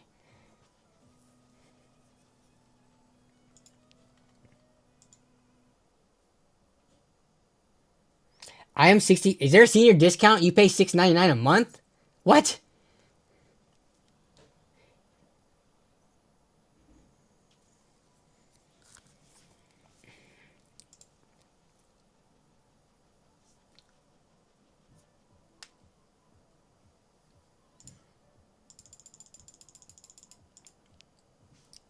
Actually, let's ask this. ChatGPT. How much did Amazon Prime subscription cost annually when it first came out? This is what AI is kind of actually good for. Amazon Prime first launched in 2005. Is this right? Can you give me sources on that? Amazon press release 2005 launched Amazon Prime.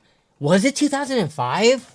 I didn't hop on Prime until like 2000, probably 8 or 9, and it did start at $79. I gotta look this up now. Wikipedia is more of a reliable source, and they actually give launch. Okay, Amazon Prime, bro. Why are you giving me Amazon Prime video? Amazon Prime. When did this start? Oh, founded 2005. I kind of didn't believe it But you know, Prime in 2005 is probably nowhere near what it was today. So I did not start using it till a few years after, apparently.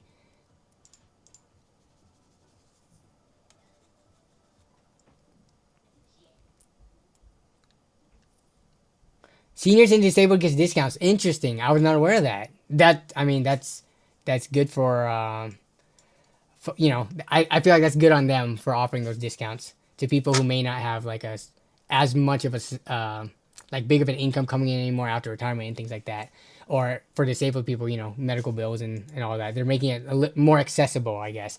They're not making it free, but they're making it seems noticeably cheaper. When did Amazon start selling everything? Yeah, they started off selling books, which is what I remember. We've looked at this previously before, but I'm gonna look again. My first Amazon purchase, actually, it might be closer to 2009. At least with, did they ever have guest accounts? How do I look at my oldest? My first, okay, 2009. First purchase was a book.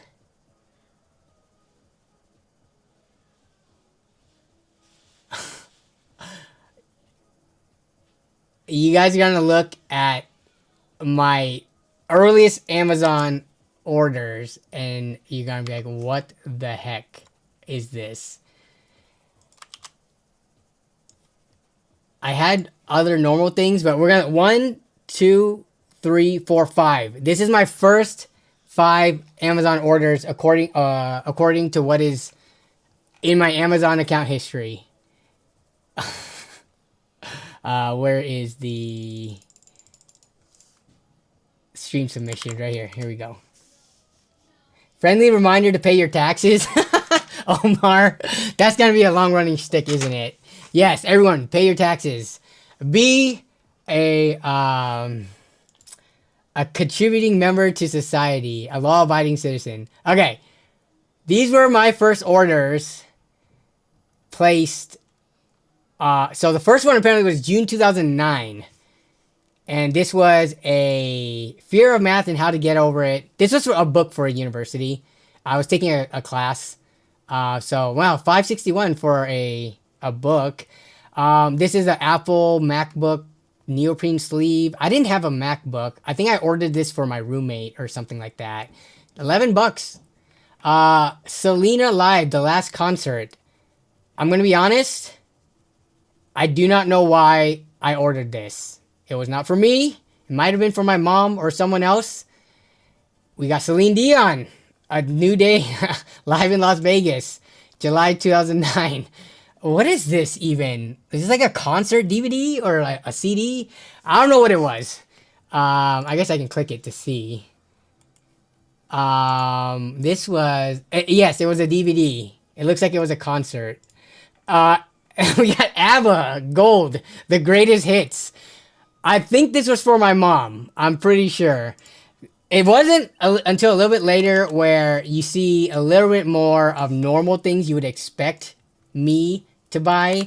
So these were the next 3 orders on my Amazon Prime. So these look a little bit more normal, right? This is a Spec Tough Skin case, which was I bought for my iPhone. I had a 3G, my first iPhone ever. And then a sound card. I don't even remember why I bought this. Because most motherboards have like, you know, good enough built-in sound. And this was a cheapo card. So this must have been for a motherboard that was having like malfunctioning audio ports. But man, look at that price. And then this, I was trying different skins. I bought an OtterBox skin. So yeah. More normal purchases.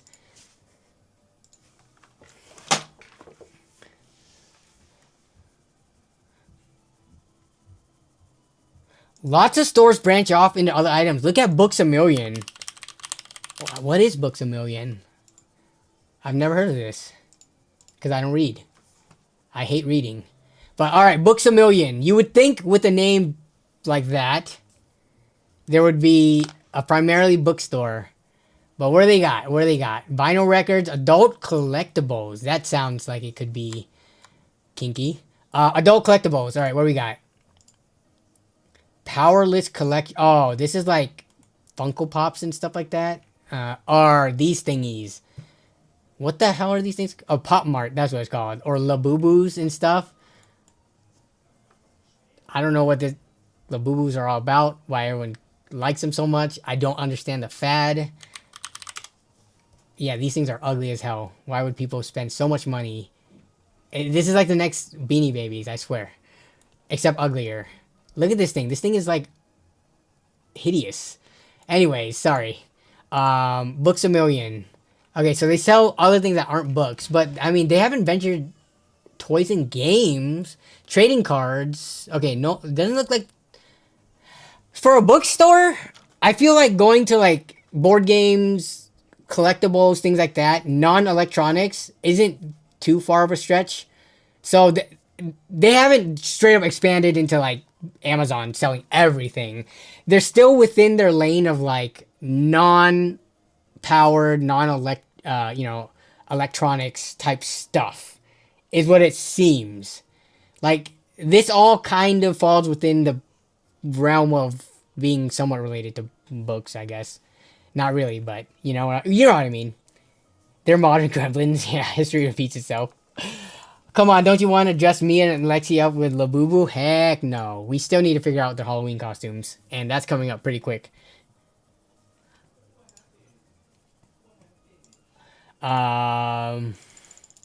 Okay.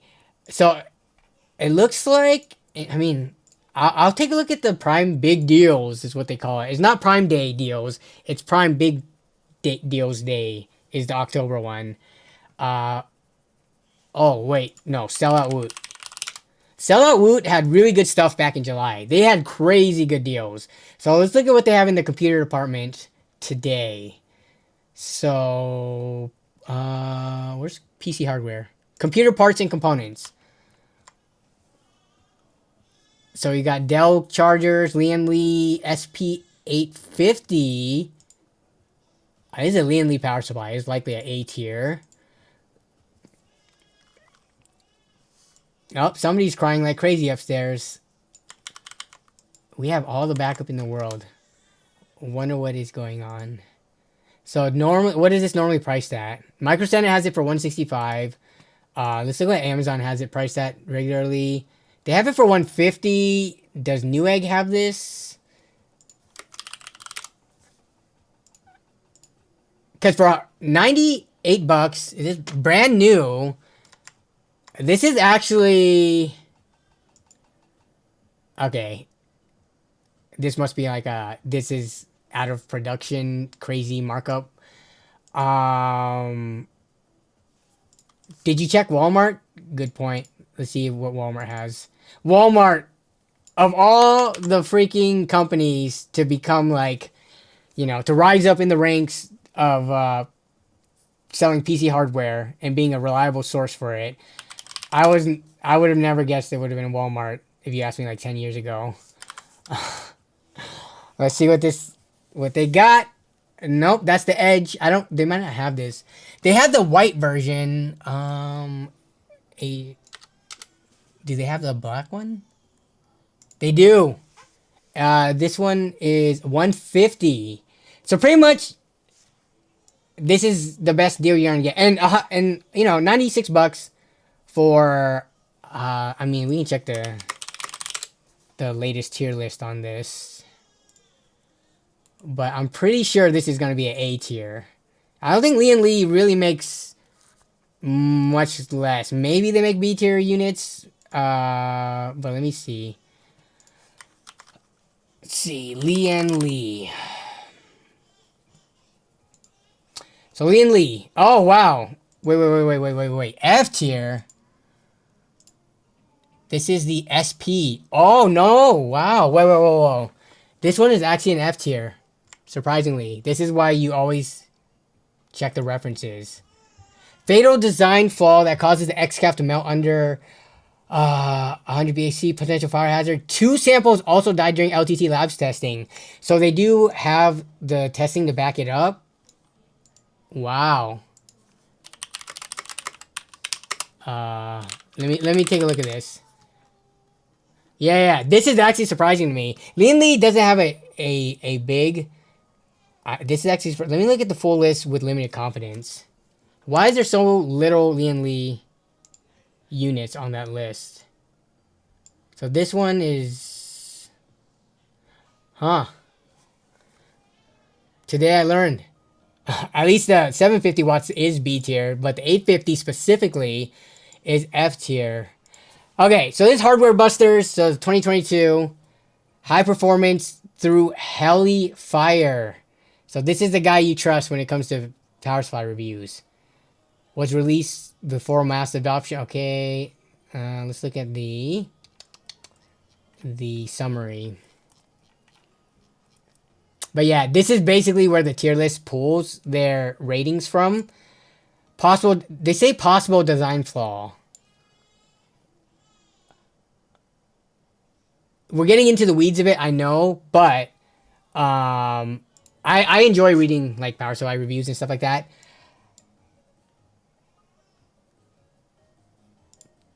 This is written as if it's not a definite thing. It's more of this. It's this. It might have been this sample unit, because they have made revisions to the tier list and to the reviews like this if a follow-up sample has been sent and retested. What is this photo? Show. Is that it failing right there? That's not a good look. So yeah, to be on the safe side, maybe don't pick this up. What the helly? Heard the noise is terrible on these. Yeah, I'm kind of surprised. Like, to not even be relegated to a D or E tier, but straight to F tier. Huh. This is actually interesting. I want to look into this more just for my own homework. Like, is there like a mass failure rate, reported on Reddit and stuff like that?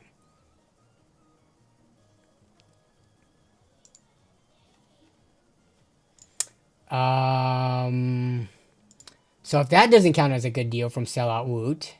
Wait, where's the back button? Oh, no. Computer liquidation sales, they call it. This is kind of a not that great of a deal. $80 for an A520 board? Yeah, no. Is this new or used? This is new, so if you care about new, I guess. I'm pretty sure these boards go for around this price on Amazon. This isn't anything special. Let me see. Anything else on Sellout Woot? Where are those? Oh, you can get a Pentium G3240 for under $20.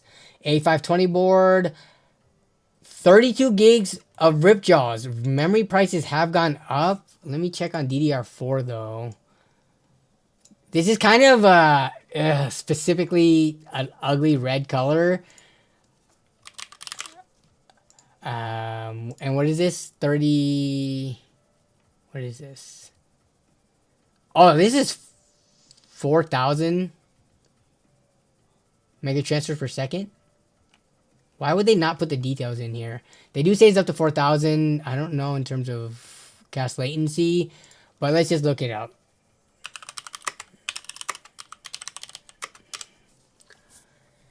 GCO Ripjaws 4,000, so 104. Even if we just look up anything, DDR4, I think $80 is kind of competitive with the prices of RAM going up. Yeah, so here's $99, 82, but this is slower memory. If you don't care about speed, then this is pretty much like the same price for the same capacity. 4,000. They don't have any. They have used ones for. Yeah, so $80. I mean, I'm kind of not surprised. Like, would you guys buy this and put it into a PC, or would you spend a little bit extra to get like just more color neutral? This thing will stick out like a sore thumb in a PC build if you care about aesthetics. If you don't have a temp or like a side panel that's transparent, then it's whatever. Who cares? But I imagine these sell way less than black or white. They don't have black or white versions of Ripjaws, do they? But like I'm not surprised they're part of the sellout Woot liquidation sales. Woot was underwhelming. The couple of deals they had sold out almost within hours. Yeah, and we're kind of late to the game, unfortunately, because I stream on Wednesdays, and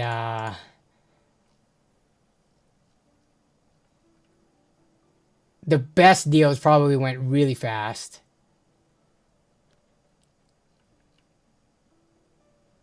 Some of these deals I saw when I was first looking made 0 sense. Like, look at this.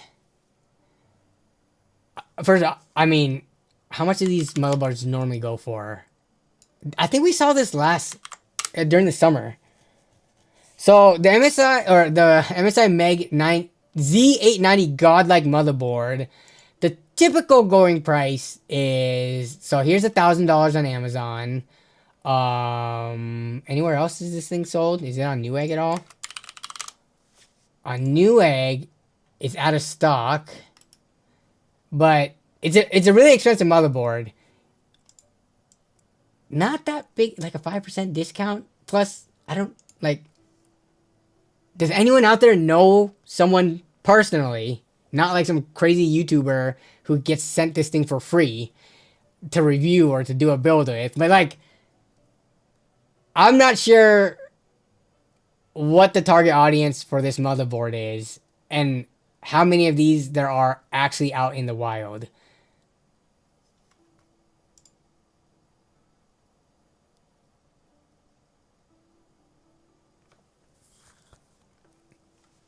Most expensive mobile I bought was $400, says Garrett Hart.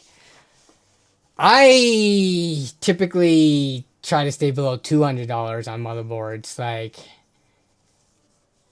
I feel like unless you're like maxed out on your graphics card or CPU, that extra $100, $150, $200 spent can net you more performance and be less of hassle and tinkering with. And, you know, like you go for the high-end motherboards. Either if you have a special use case for it, like specifically those with like the 10 gig Ethernet built in, or like if you're a creator that specifically needs that much out of a motherboard. But if you're just building it for like hobbyist level video editing, streaming, and primarily gaming, I just can't get on board with spending like this much on a motherboard.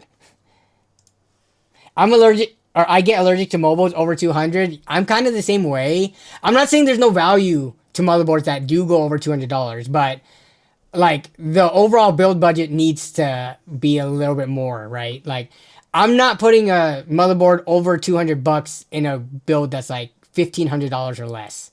Like, we need to be well into like $2,000 territory for a build to spend a tenth of it on a motherboard.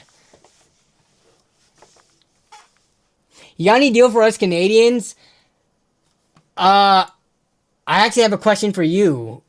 Is Amazon Canada running any like Prime stuff? Like, I'm going to the Amazon Canadian website, amazon.ca right here, and it looks like, oh, there is. Though I don't know. Let's see, PC. This is all in Canadian now, right? Yeah, see, you see up here? So we would have to do the conversion, which I'm very, very slow at. Computer and video games. I mean, where is the PC hardware? It basically, my deal hunting gets like 10 times slower having to shop for it on Amazon Canada. But let's take a look at the deals that we did see earlier, right? Like 7800 X3D.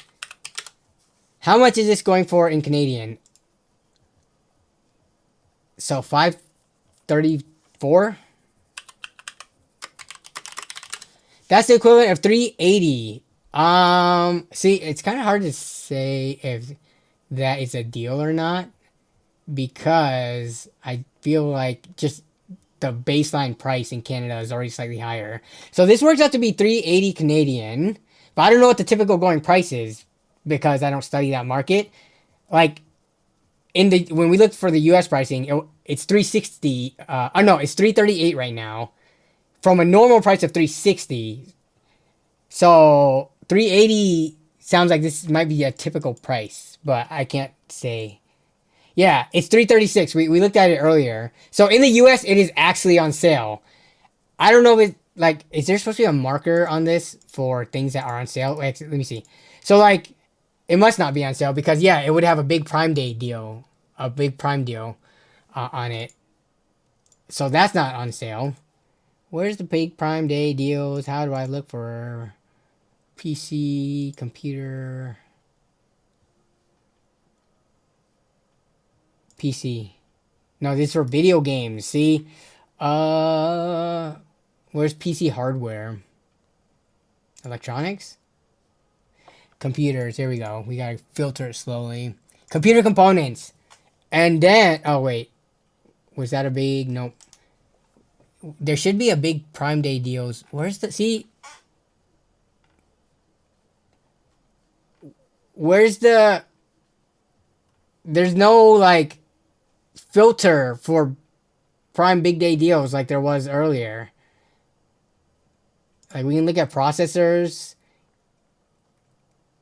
They're definitely not making it easier if there are any deals to be had on components, but I'm not sure if there are.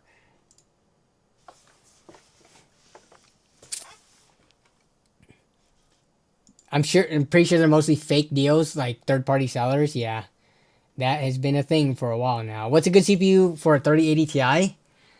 7600X, 7500F, 9600X. Just like whatever cheapest AM5, Ryzen 5 you can get. That's not an 8000 series.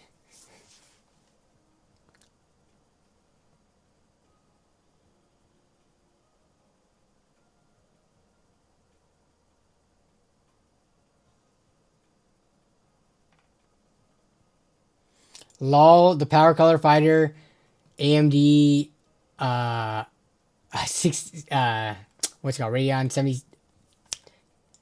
6500 XT. I can now read today. Can I search for that? Doesn't seem like there's a search, but it would be listed here somewhere in the following pages. No? Where is that deal? I don't see it.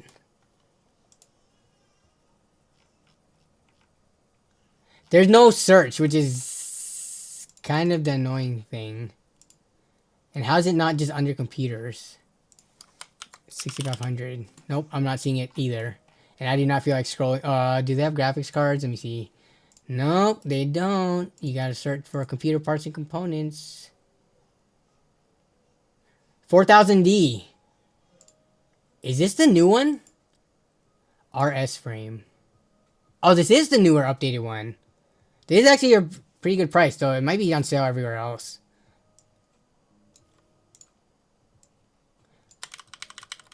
Big fan of the 4000D. Right now, it is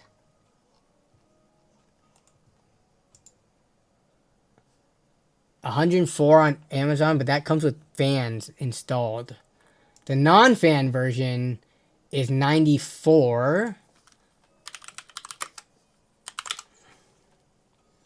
And on Newegg is $94. So this isn't a bad price. You can get some savings if you like this case. What is that? Like 20% off-ish? 20% more than 80 is 96. So yeah, roughly 20-ish% off.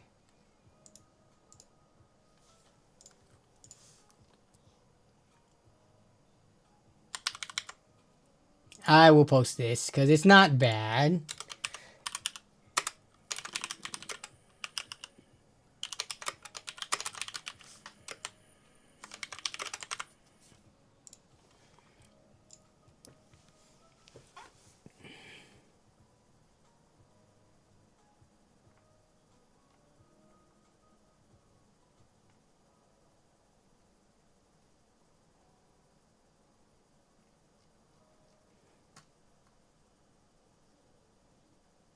What up, Sid? What'd you miss?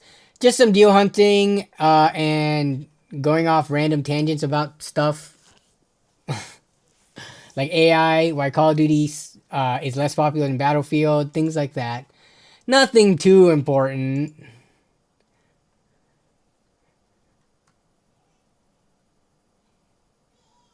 I had an RX 6400 and it was pretty decent for what it is.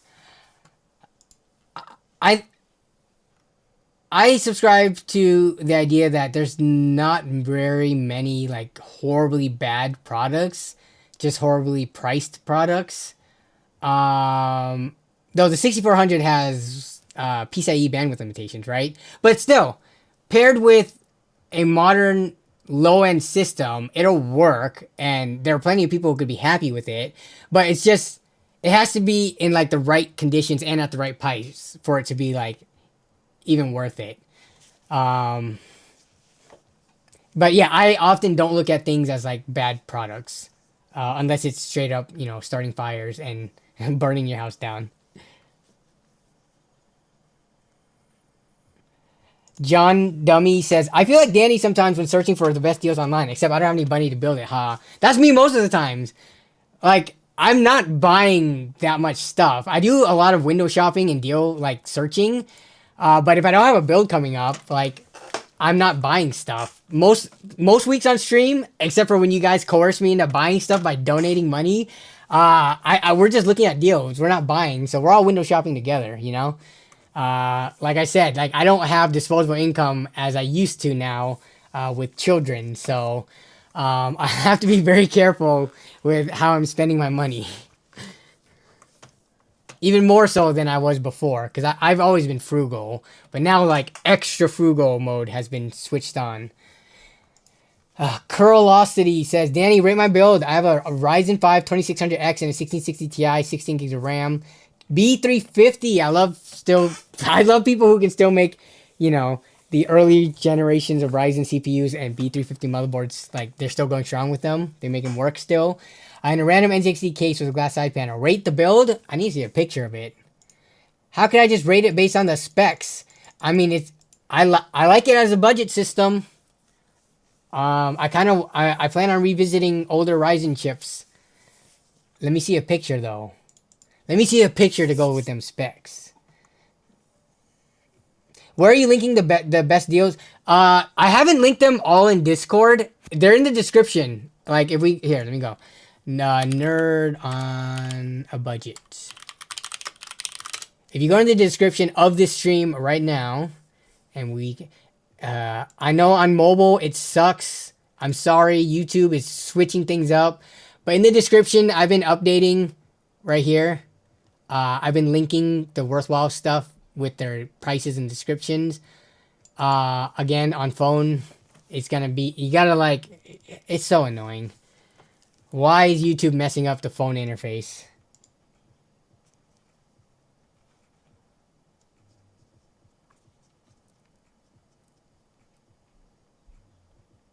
I don't look at things as bad products. It humbles me.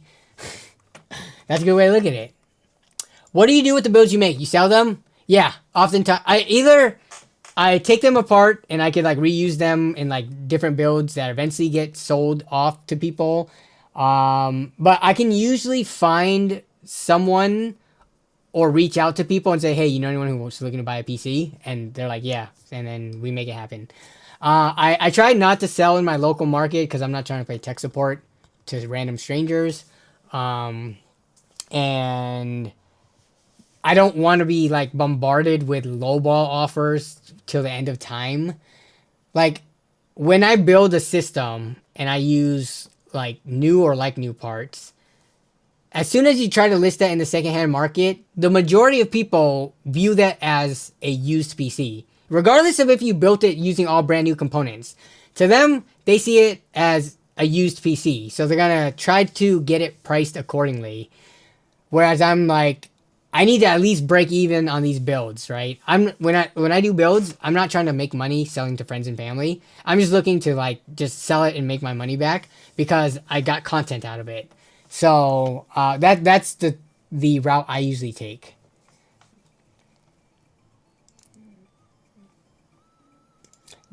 All right, here's the build. We got some Rubik's cubes. Is that a 2x2? And then that's like a normal sized 2x2, and then a tiny standard 3x3, right? Unless this thing is giant and this is standard size. But this looks tiny relative to what looks to be a headphone case. But here's your build. I mean, it looks like you lost. There's usually like a cover that goes here that you have to remove to put on the graphics card. It looks like that was lost. I have been known to lose these as well. Like you take it off and then you forget about it, and then it gets, you know, finds its way somewhere. But this build looks very reminiscent of something that would have been built around 2018 timeframe. And you know, you got your stock cooler on there. I think for 2025, this would very much be considered a budget build, but it can still game. It's not on such an old platform that it like hinders you greatly. You gotta play most things at low settings, but it's okay. It still works. We got Coalition Gaming Chris in the house. Working till 7 p.m. at night. My goodness, Chris. Sorry you had a crappy long work day. Hopefully, the pay is worth it.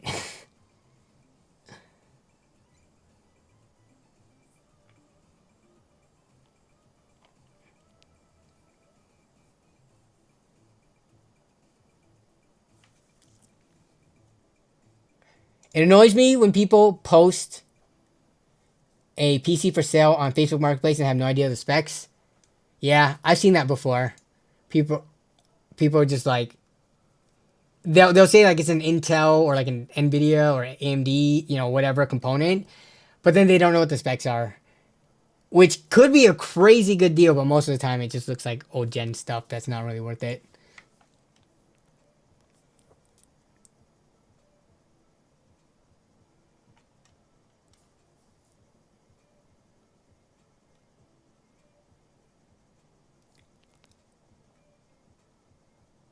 Chris is here. The party can start. The party's about to end. So we're over 2 hours into stream. I gotta finish up a video by Friday. That build that's sitting back there. You're gonna see familiar components in that thing. But there's a sponsor. It's a sponsored video, so like I have to meet the deadline, and so I gotta start working on that. But also the girls were just crying like crazy up there. So I need to. Oh my goodness! How do I not have any water down here? I'm gonna freaking. Do I have? Nope. There's no drink there. Oh, I have a drink here. I think. Yes, water. How have I not had any water in the last 2 hours? My mouth is dry AF. But I'm gonna hang out for the last few minutes before stream ends. I mean, in terms of deals, someone just posted this.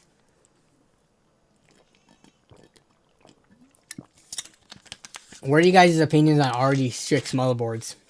I think generally they're kind of overpriced. I haven't looked in specifically at this board. Like, is this an amazing overclocker or something? But this is Canadian, by the way. So what's 308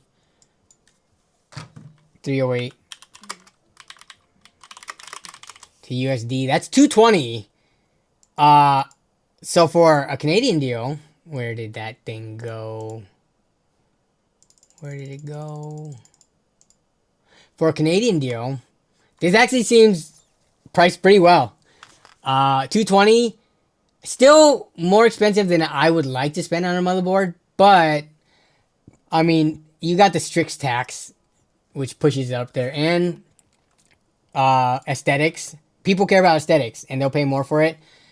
Being kind of like something that works with a white build, you got that white parts premium.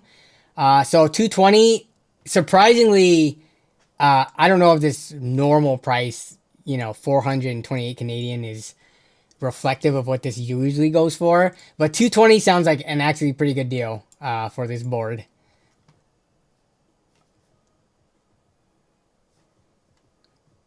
Yeah, I would say AIOs is most important, but most of like the chipset, like if you're going for X870, it's not too drastically different from board to board. Between like X870 and B850, and there's no A equivalent for the 800 series yet, right? So I guess you're comparing that to the A620. Yeah, the IO is going to change more drastically between each of those chipset jumps, but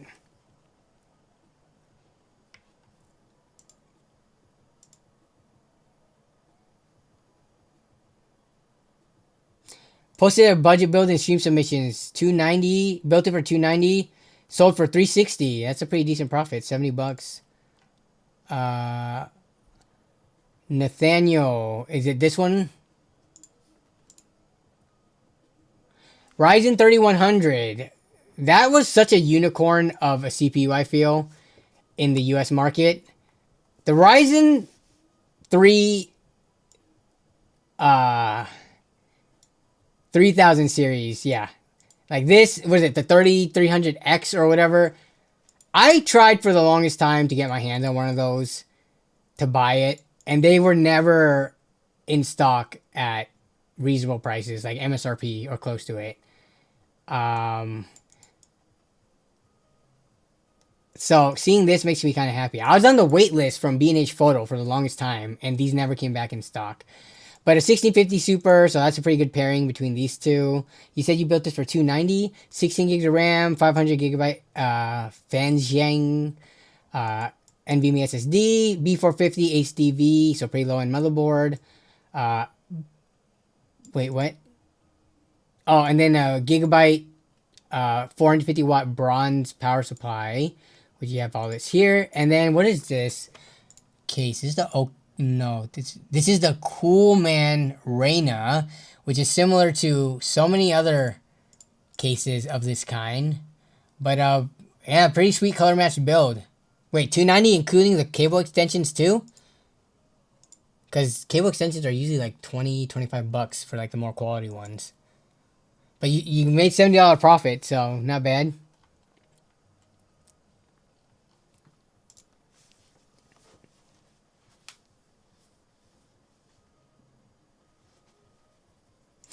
Yeah, I got that earlier. I got the camel one, but let me see if it does Canadian. Or camelized. Let's take a look.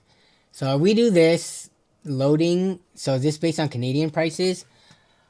Camel, Canadian. Where does it specify? Yeah, I think it converted. Wait. I can't tell. Oh, no, it is ca.camel. Okay, so this is Canadian prices. So yeah, this is the lowest price of all time. This board started off at $500. Let me zoom in because this font is tiny. This board started at $500 Canadian. It is now down to $370, which is the lowest it's been for all time.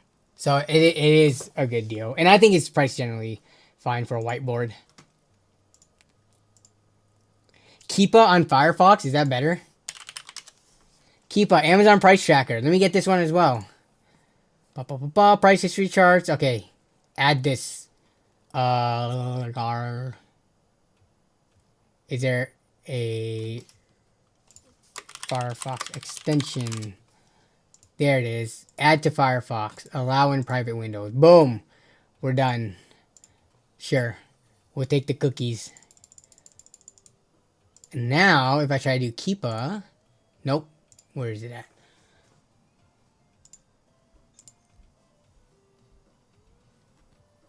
Oh, do I just need to refresh the page? Give me 1 second. All right, Keepa, do your thing. Maybe.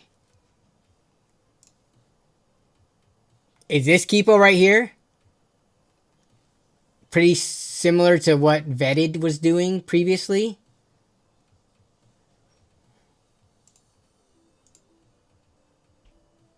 Nice. Okay, so now this is more of what I was looking for. Camel. I didn't like that I had to click off to a different screen, even though I feel like Camel is a very well-known price tracker. Yeah, this is nice. So and they break down used and new. Look at that. Look at how many things are popping up on the screen when we go over this chart. Look at this. There's like so many different markers on here. Buy box. What is that?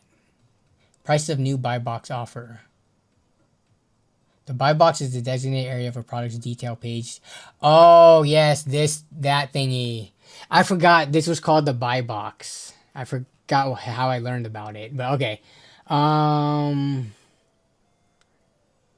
So they've got the buy box pricing. Amazon new. Nice. Yeah, this is very helpful. Thanks for suggesting this. Yeah, the Keepa, this is good. This is good stuff. I need to get this on my Google Chrome side too. I've been using Vetted, which is okay, but doesn't hurt to have more information. Okay. I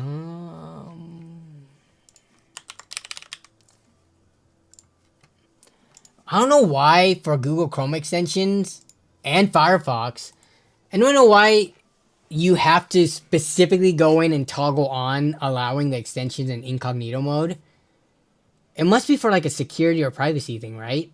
I guess I can't think of a reason why. If I add an extension to whatever browser I'm using, why not have that extension available in incognito as well? I use pretty basic extensions. I guess there might be more advanced ones where if you're doing something in an incognito window, you wouldn't want the extension to be like on by default.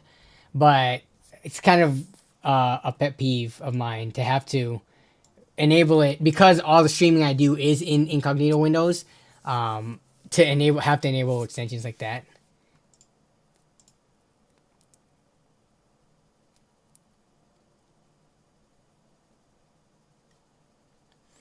I know I found a PSU, but I have to be confused. It says it's a bronze, but the pic shows it's a silver. I am usually more inclined to believe the description and the title of the listing or the item being sold rather than pictures. I feel like with pictures, I've seen more cases of them just using whatever generic or default picture incorrectly. I've seen that happen more so than if description and title match and say it is indeed bronze, 80 plus bronze, then I would go with that rather than a picture.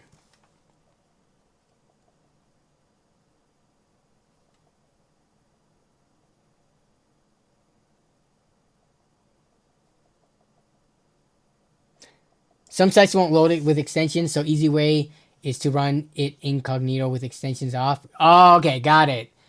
I mean, I've run into that with ad block extensions before, where like you go to a website and they're like, "Excuse me, please turn this off." So I guess that would be a use case of it, but that is the only scenario I think I've run into like that. Mike Brazone, where have you been? Hope you've been doing well. GPU today and desktop today. Years of channel supply, sales, trading. The trend is here. Desktop today and AMD. Okay, Mike, we gotta break it down to layman's terms. Throughout the end of the year, compared to the pricing that we've seen today, which is close to MSRP or MSRP on Nvidia and AMD graphics cards, are we expecting prices to decrease or basically stick to MSRP for the next 2 months as we go towards like the holiday Christmas season? Are people going to have buyer's remorse buying something today at MSRP, like a 9070 or a close to MSRP 9070 XT, and then by Christmas time, we're going to see price reductions? Honestly, I think it's worth buying right now. I don't personally foresee price reductions being that drastic where it's worth saving $20 to miss out on 2 months of starting the game right now with your PC. But it depends on when you're in the market to buy.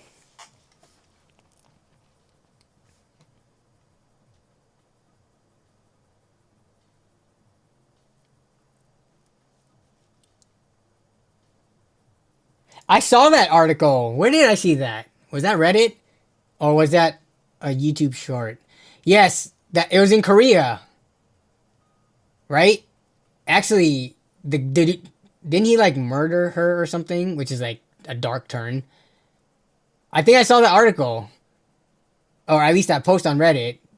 Some dude was like donating to some online female streamer, and then eventually ended up killing her, and he ended up with like in tons of debt and stuff from all the donations, which is kind of a scary thought that that is even a thing that has happened. Like we live in a time that you could donate. I guess donating uh, all your money away has always been a thing, but doing it to e-girls as opposed to a pyramid scheme or something from the past before streaming was a thing. I don't know. It's just a weird thought. Yeah, parasocial relationships for sure.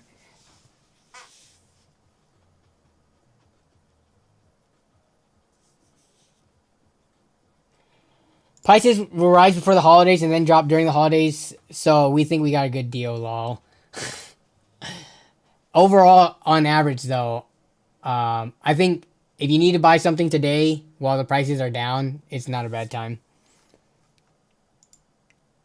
And I think that's usually my sentiment. Like, if you need something right now, get it right now. Don't wait 3 months just to save 10, $20 because that time, that amount of money is like inconsequential usually over that amount of time. It works out to like less than $1 a day.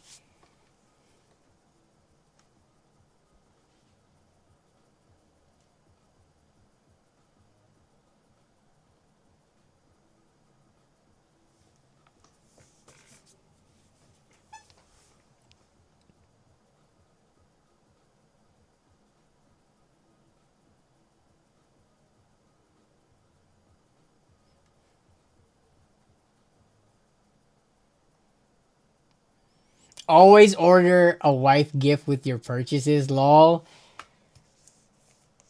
That's actually a pretty good idea. I'm not a huge like gift giving person in that way. Like I'll do, the uh like birthdays and holidays and stuff like that, but like randomly uh is it because I'm cheap or is it because there's not many things that we just randomly need like that I could gift my wife? Like but I definitely don't do flowers. I can't get on board with like spending $80 on like a vase or a bouquet of flowers.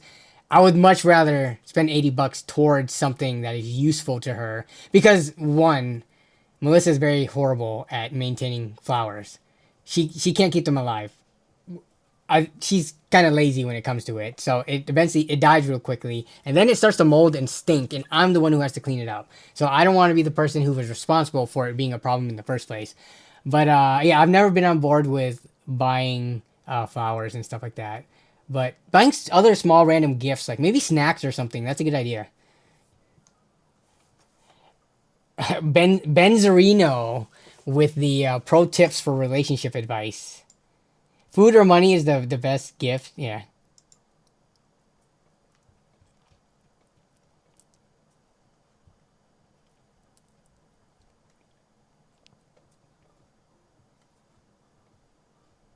Appliances and house tools as a gift.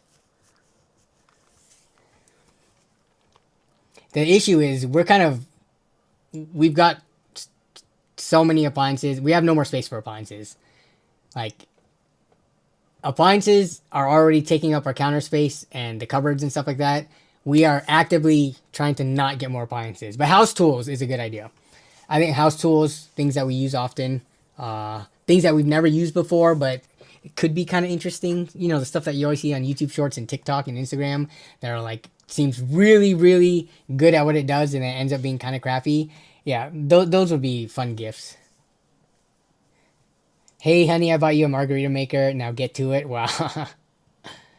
Flowers for well, it's for Valentine's Day, anniversary, and stuff like that. Not every freaking week. Some people do that though.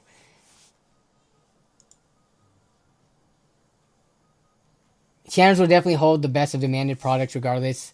Up uh, and run down to offset, as you said, liquidation of everything else. So yeah, demanded products, which I mean we've seen that for the longest time, right? Um,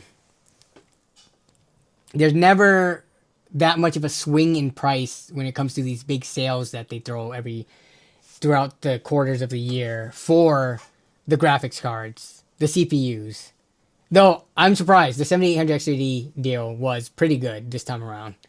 But that's because the 9800 XDD is kind of taking the spotlight, and that had no sale running on it, right? So it's kind of been replaced.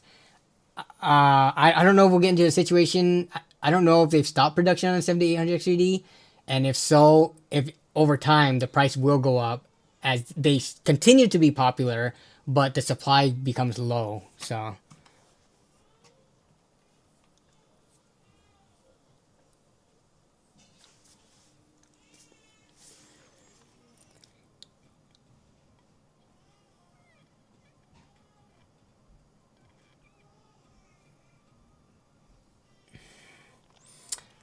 Okay, I hear the baby. You guys hear the babies crying?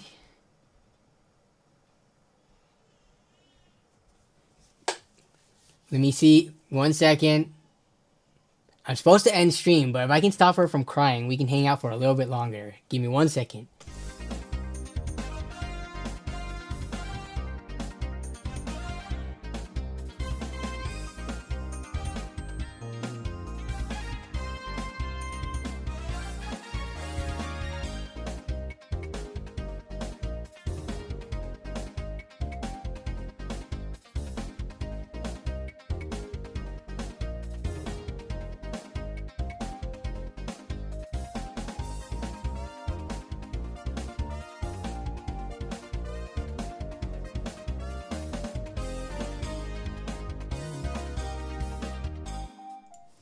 All right, I have the screaming child. She was screaming, but she seems okay. Oh my goodness. Me being her dad is actually having some pull right now because her auntie and her uncle was trying to calm her down and she was still crying. But now she sees the computer screens. It's the screen time, isn't it? All right, we get to chill a little bit longer as we hang out. And we did... Who did we have earlier? I think we did have Lexi earlier. So this is Lexi again. How old is she? 5 months. Almost 5 months. She's coming up on 5 months in like a week and a half.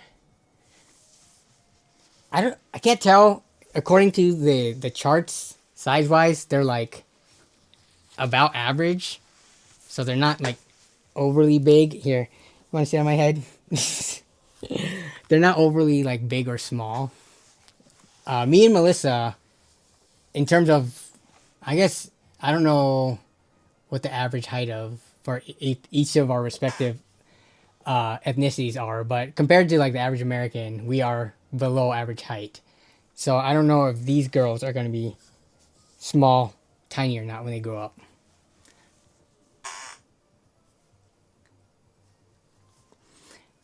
Thoughts on Lian Li's new O11 Dynamic Mini V2 and its flow version? Is that the one that Hardware Canucks... Let me see if I can type this on one hand. I wonder what my one-handed typing speed is. Did Hardware Canucks call this like the most compact PC case? Let me see. Okay. So I thought this was kind of funny. So I didn't watch this full video yet, but I saw this. The title of the video is called "The Best Compact Case Ever." So Lian Li O11 Dynamic Mini V2 Review. This does not look like a compact case in my opinion. Though I guess next to a... Let me see. Do they have it next to a more standard tower? I remember seeing people in the comment. Oh, yeah. See, this is my first thoughts of it. Compact is a really relative term. Wink. Not tired of the fish tank. I saw that ain't mini. So there was quite a few comments about it not being that small of a case. It does look like a pretty hefty, like, big case. I know compared to the traditional O11 Dynamic, it is smaller, but compared to the average PC case, it's still like, especially when you hear a name like Mini, right? I'm thinking like Micro ATX or something like that. This thing is still kind of big in comparison, but how much does this thing cost? I didn't look much into it. We can, let's see if is this even available yet, or is this like an early review? OLED V2. Oh, the pricing is surprisingly not bad. It's like just a little bit north of $100. No, this was back ordered. Oh wow. It's kind of hard to tell by the pictures. So I like the O11 dynamic cases. I love dual chambered cases. I love this price, especially from Lian Li, right? They make like high quality stuff. And to not charge a premium for being such a well-known house brand, I really like this price. I'm not sure if I'm a fan of the form factor or size before seeing it in person, but I mean, it feels like you can't go wrong if you're in the market for a fish tank style dual chambered case with this V2 revision.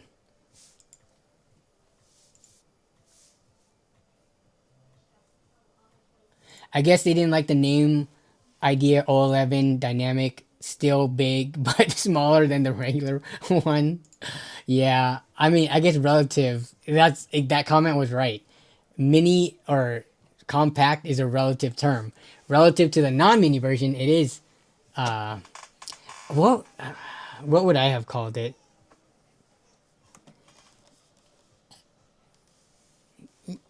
I love.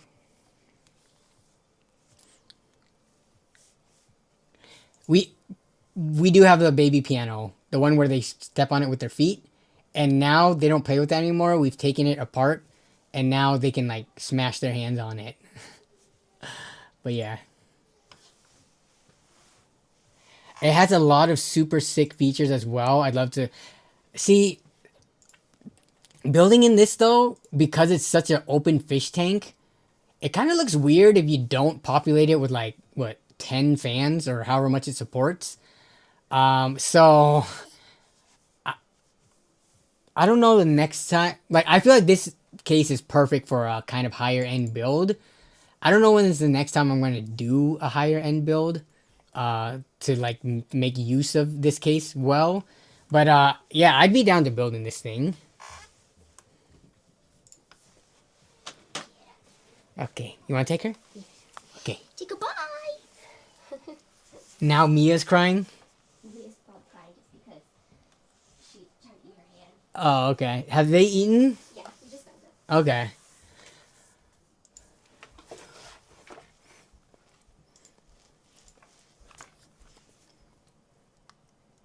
It was a 2-for-1 sale, indeed.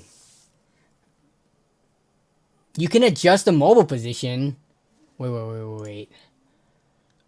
In what way?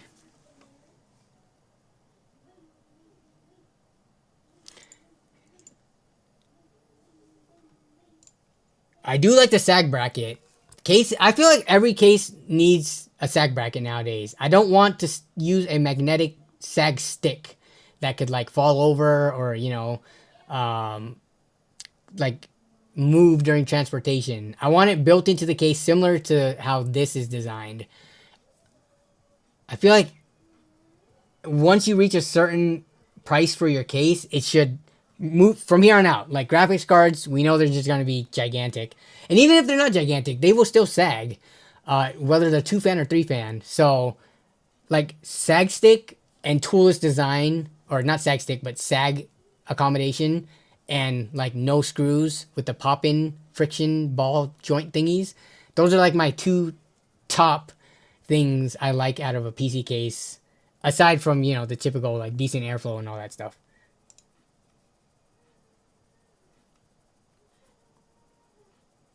Thermalright, $8 a pop infinity fans. Yeah. No, you're right.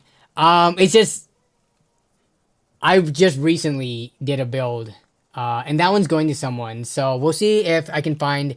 I usually try to find like people who I know who are looking for a build and build towards that instead of just building a random system and then finding a customer for it after the fact. So I'll see if I can coerce any of my friends or family into buying a build from me coming up soon, and then I could build in one of these. Yeah, because I like this. I mean, I've always been a fan. What was the other version? Was it called the Mini? I built in, not the Mini. What's the 011 Air Mini? This one. I've built in this one, and I like that one a lot. This one's a kind of a wide case, though. I'm hoping this one does look a little narrower. Like the width isn't as much, because this one does take up a decent amount of like a desktop footprint. So, but yeah, I'm a fan of the 011 Dynamic just series in general.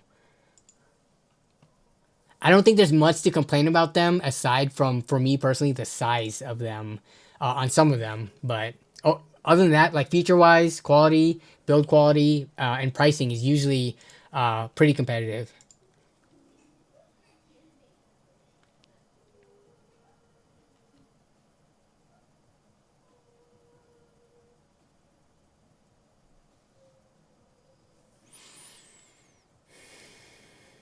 I'm going to try one of those Mac Pro looking cases for my next build.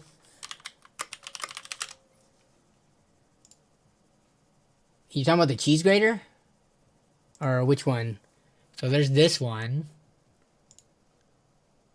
And then there's these older ones with the handles that's not as cheese graty. Yeah, this one right here.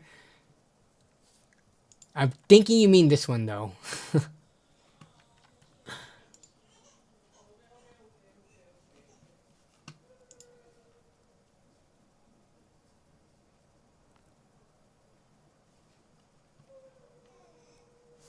Somebody's crying again. 1 second.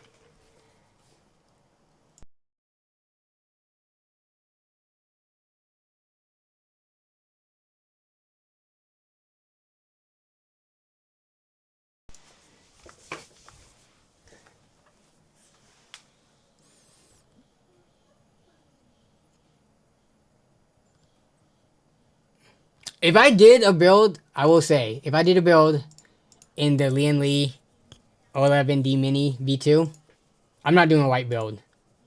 I hate doing white builds. The amount of color matching that you have to try to do and paying the premiums and stuff like that, and I'm not trying to spray paint a graphics card and look for white motherboards. I'm doing a black one. Like, make it easy, make it cheaper, make it less of a headache, make it kind of more universal if you do need to like take the build apart and split it up to other builds or people. Like black, yeah, as cool as white looks, it's just so annoying to build towards.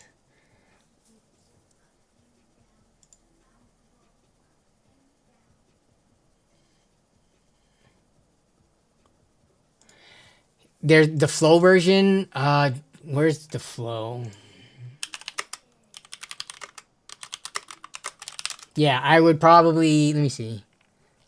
Is that even a thing that's for sale?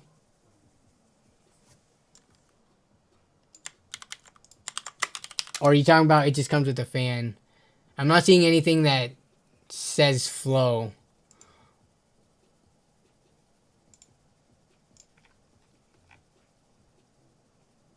I mean, they're all tempered glass side and front from what I can see, unless I'm missing something.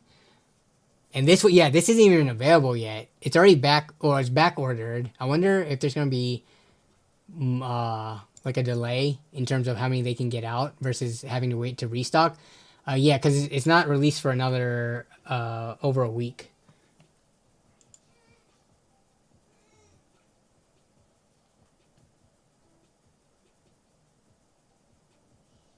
You should look at the new height cases. Oh yeah, I've seen those. We talked about that last week or the week before. I think it was last week.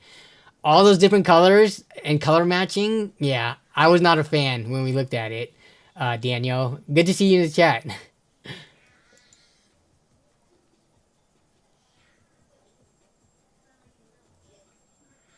It's right there in the center of the screen. Oh wait. Oh, this is what you mean by the flow version? So, sorry. When you said the flow, I was thinking in lines of like the NZXT H5 versus H5 flow, where I thought maybe the front would be like a perforated channel or something like that, or panel rather. That's what you mean. So was it from $90, the black one, to wait? Are they both the same shipping cost? Yeah, both has $10 shipping. So you get 5 fans for $10. That's actually a really good deal. And these are Lian Li fans, and as you said, reverse blade. So they actually look nice while intaking air. Huh. Yeah, this seems like actually a pretty solid deal. I would just do a boring black build with it though. It's called the Flow? Oh, you're right, it is. I was actually looking for the Flow in these little what do you call these? These little buttons here. Interesting. Wait.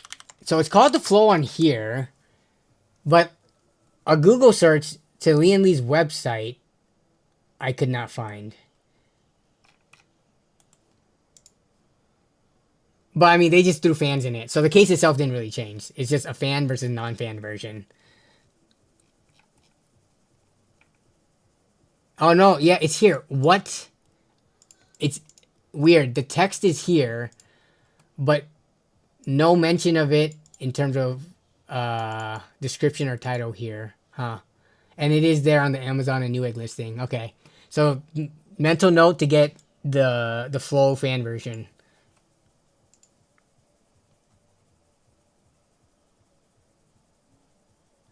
This is funny. Dang, you won a PC from Zach's Tech Turf. Which one did you win?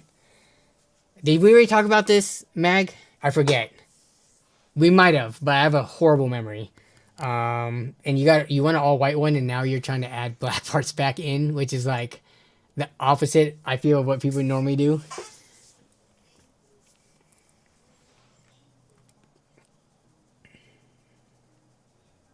Lian Li is quality with no RGB. I think the next build is non-RGB. It's sitting right there. But I like doing non-RGB builds. You don't have to you don't have to fiddle around with whatever crappy RGB software you decide to use, because I think all of them suck. Even the open source ones.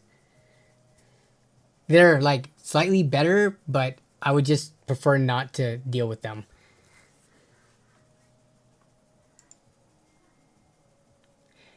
You have to buy your own riser cables? Yeah, but just don't vertical mount it.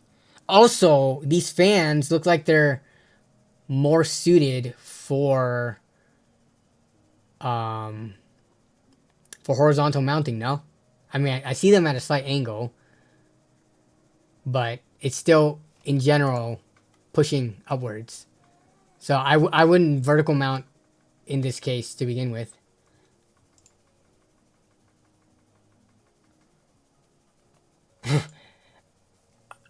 This would be too hard to run a poll. Are your, like, this would be, do you wear glasses / contacts or not? We can run that poll. There's too many ranges of vision.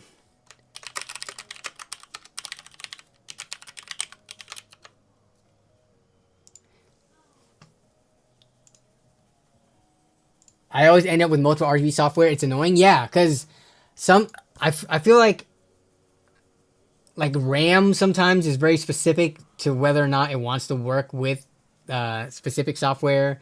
GPUs sometimes don't play well, and you have to get like the specific manufacturer's RGB software to control the GPU lighting. Motherboard stuff is fine, because if anything's plugged into the motherboard header, that's like makes it super simple. But yeah, it's things that are plugged not into the header, but plugged into the motherboard, like RAM and GPU, I guess, are the two that sometimes are finicky.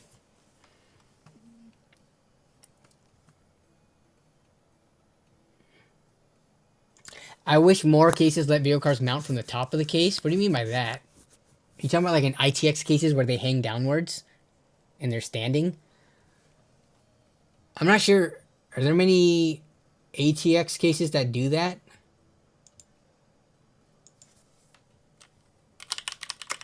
Like, we're talking about like the Corsair 2000D or something like that, right? Where the graphics card goes, it's kind of like this, and then when it stands up, it's vertically.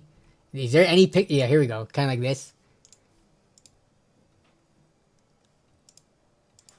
I'm not sure if I've really seen standard ATX and micro ATX cases do this. This is like almost exclusively I've seen on ITX towers like this.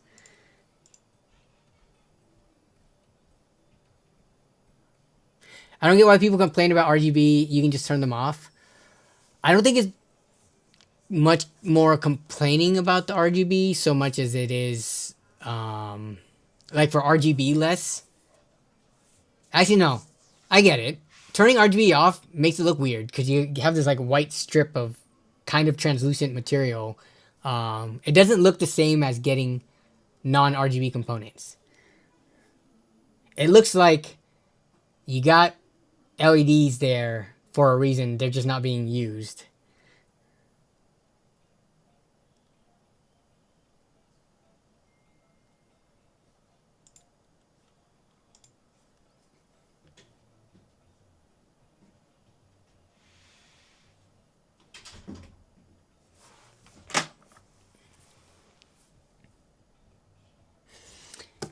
Okay.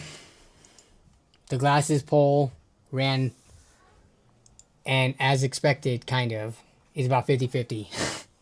It's about 50-50 people who have corrected vision versus not. Okay, I actually got to get going now because we are somehow 3 hours into stream. So, cooler is coming. We can unbox it, and hopefully I will have some kind of test bench set up for it next week. We can play with it and compare it to next to a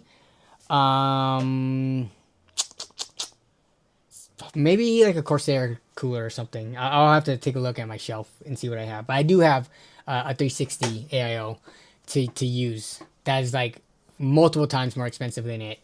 But this weekend on Friday, there should be a new build video featuring a new case that recently released. I'm pretty excited about that because this is a pretty cool case.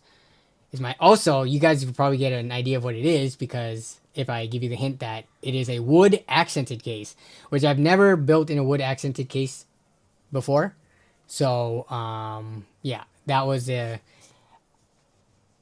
can get on board with wood accents after building in it. So, yeah.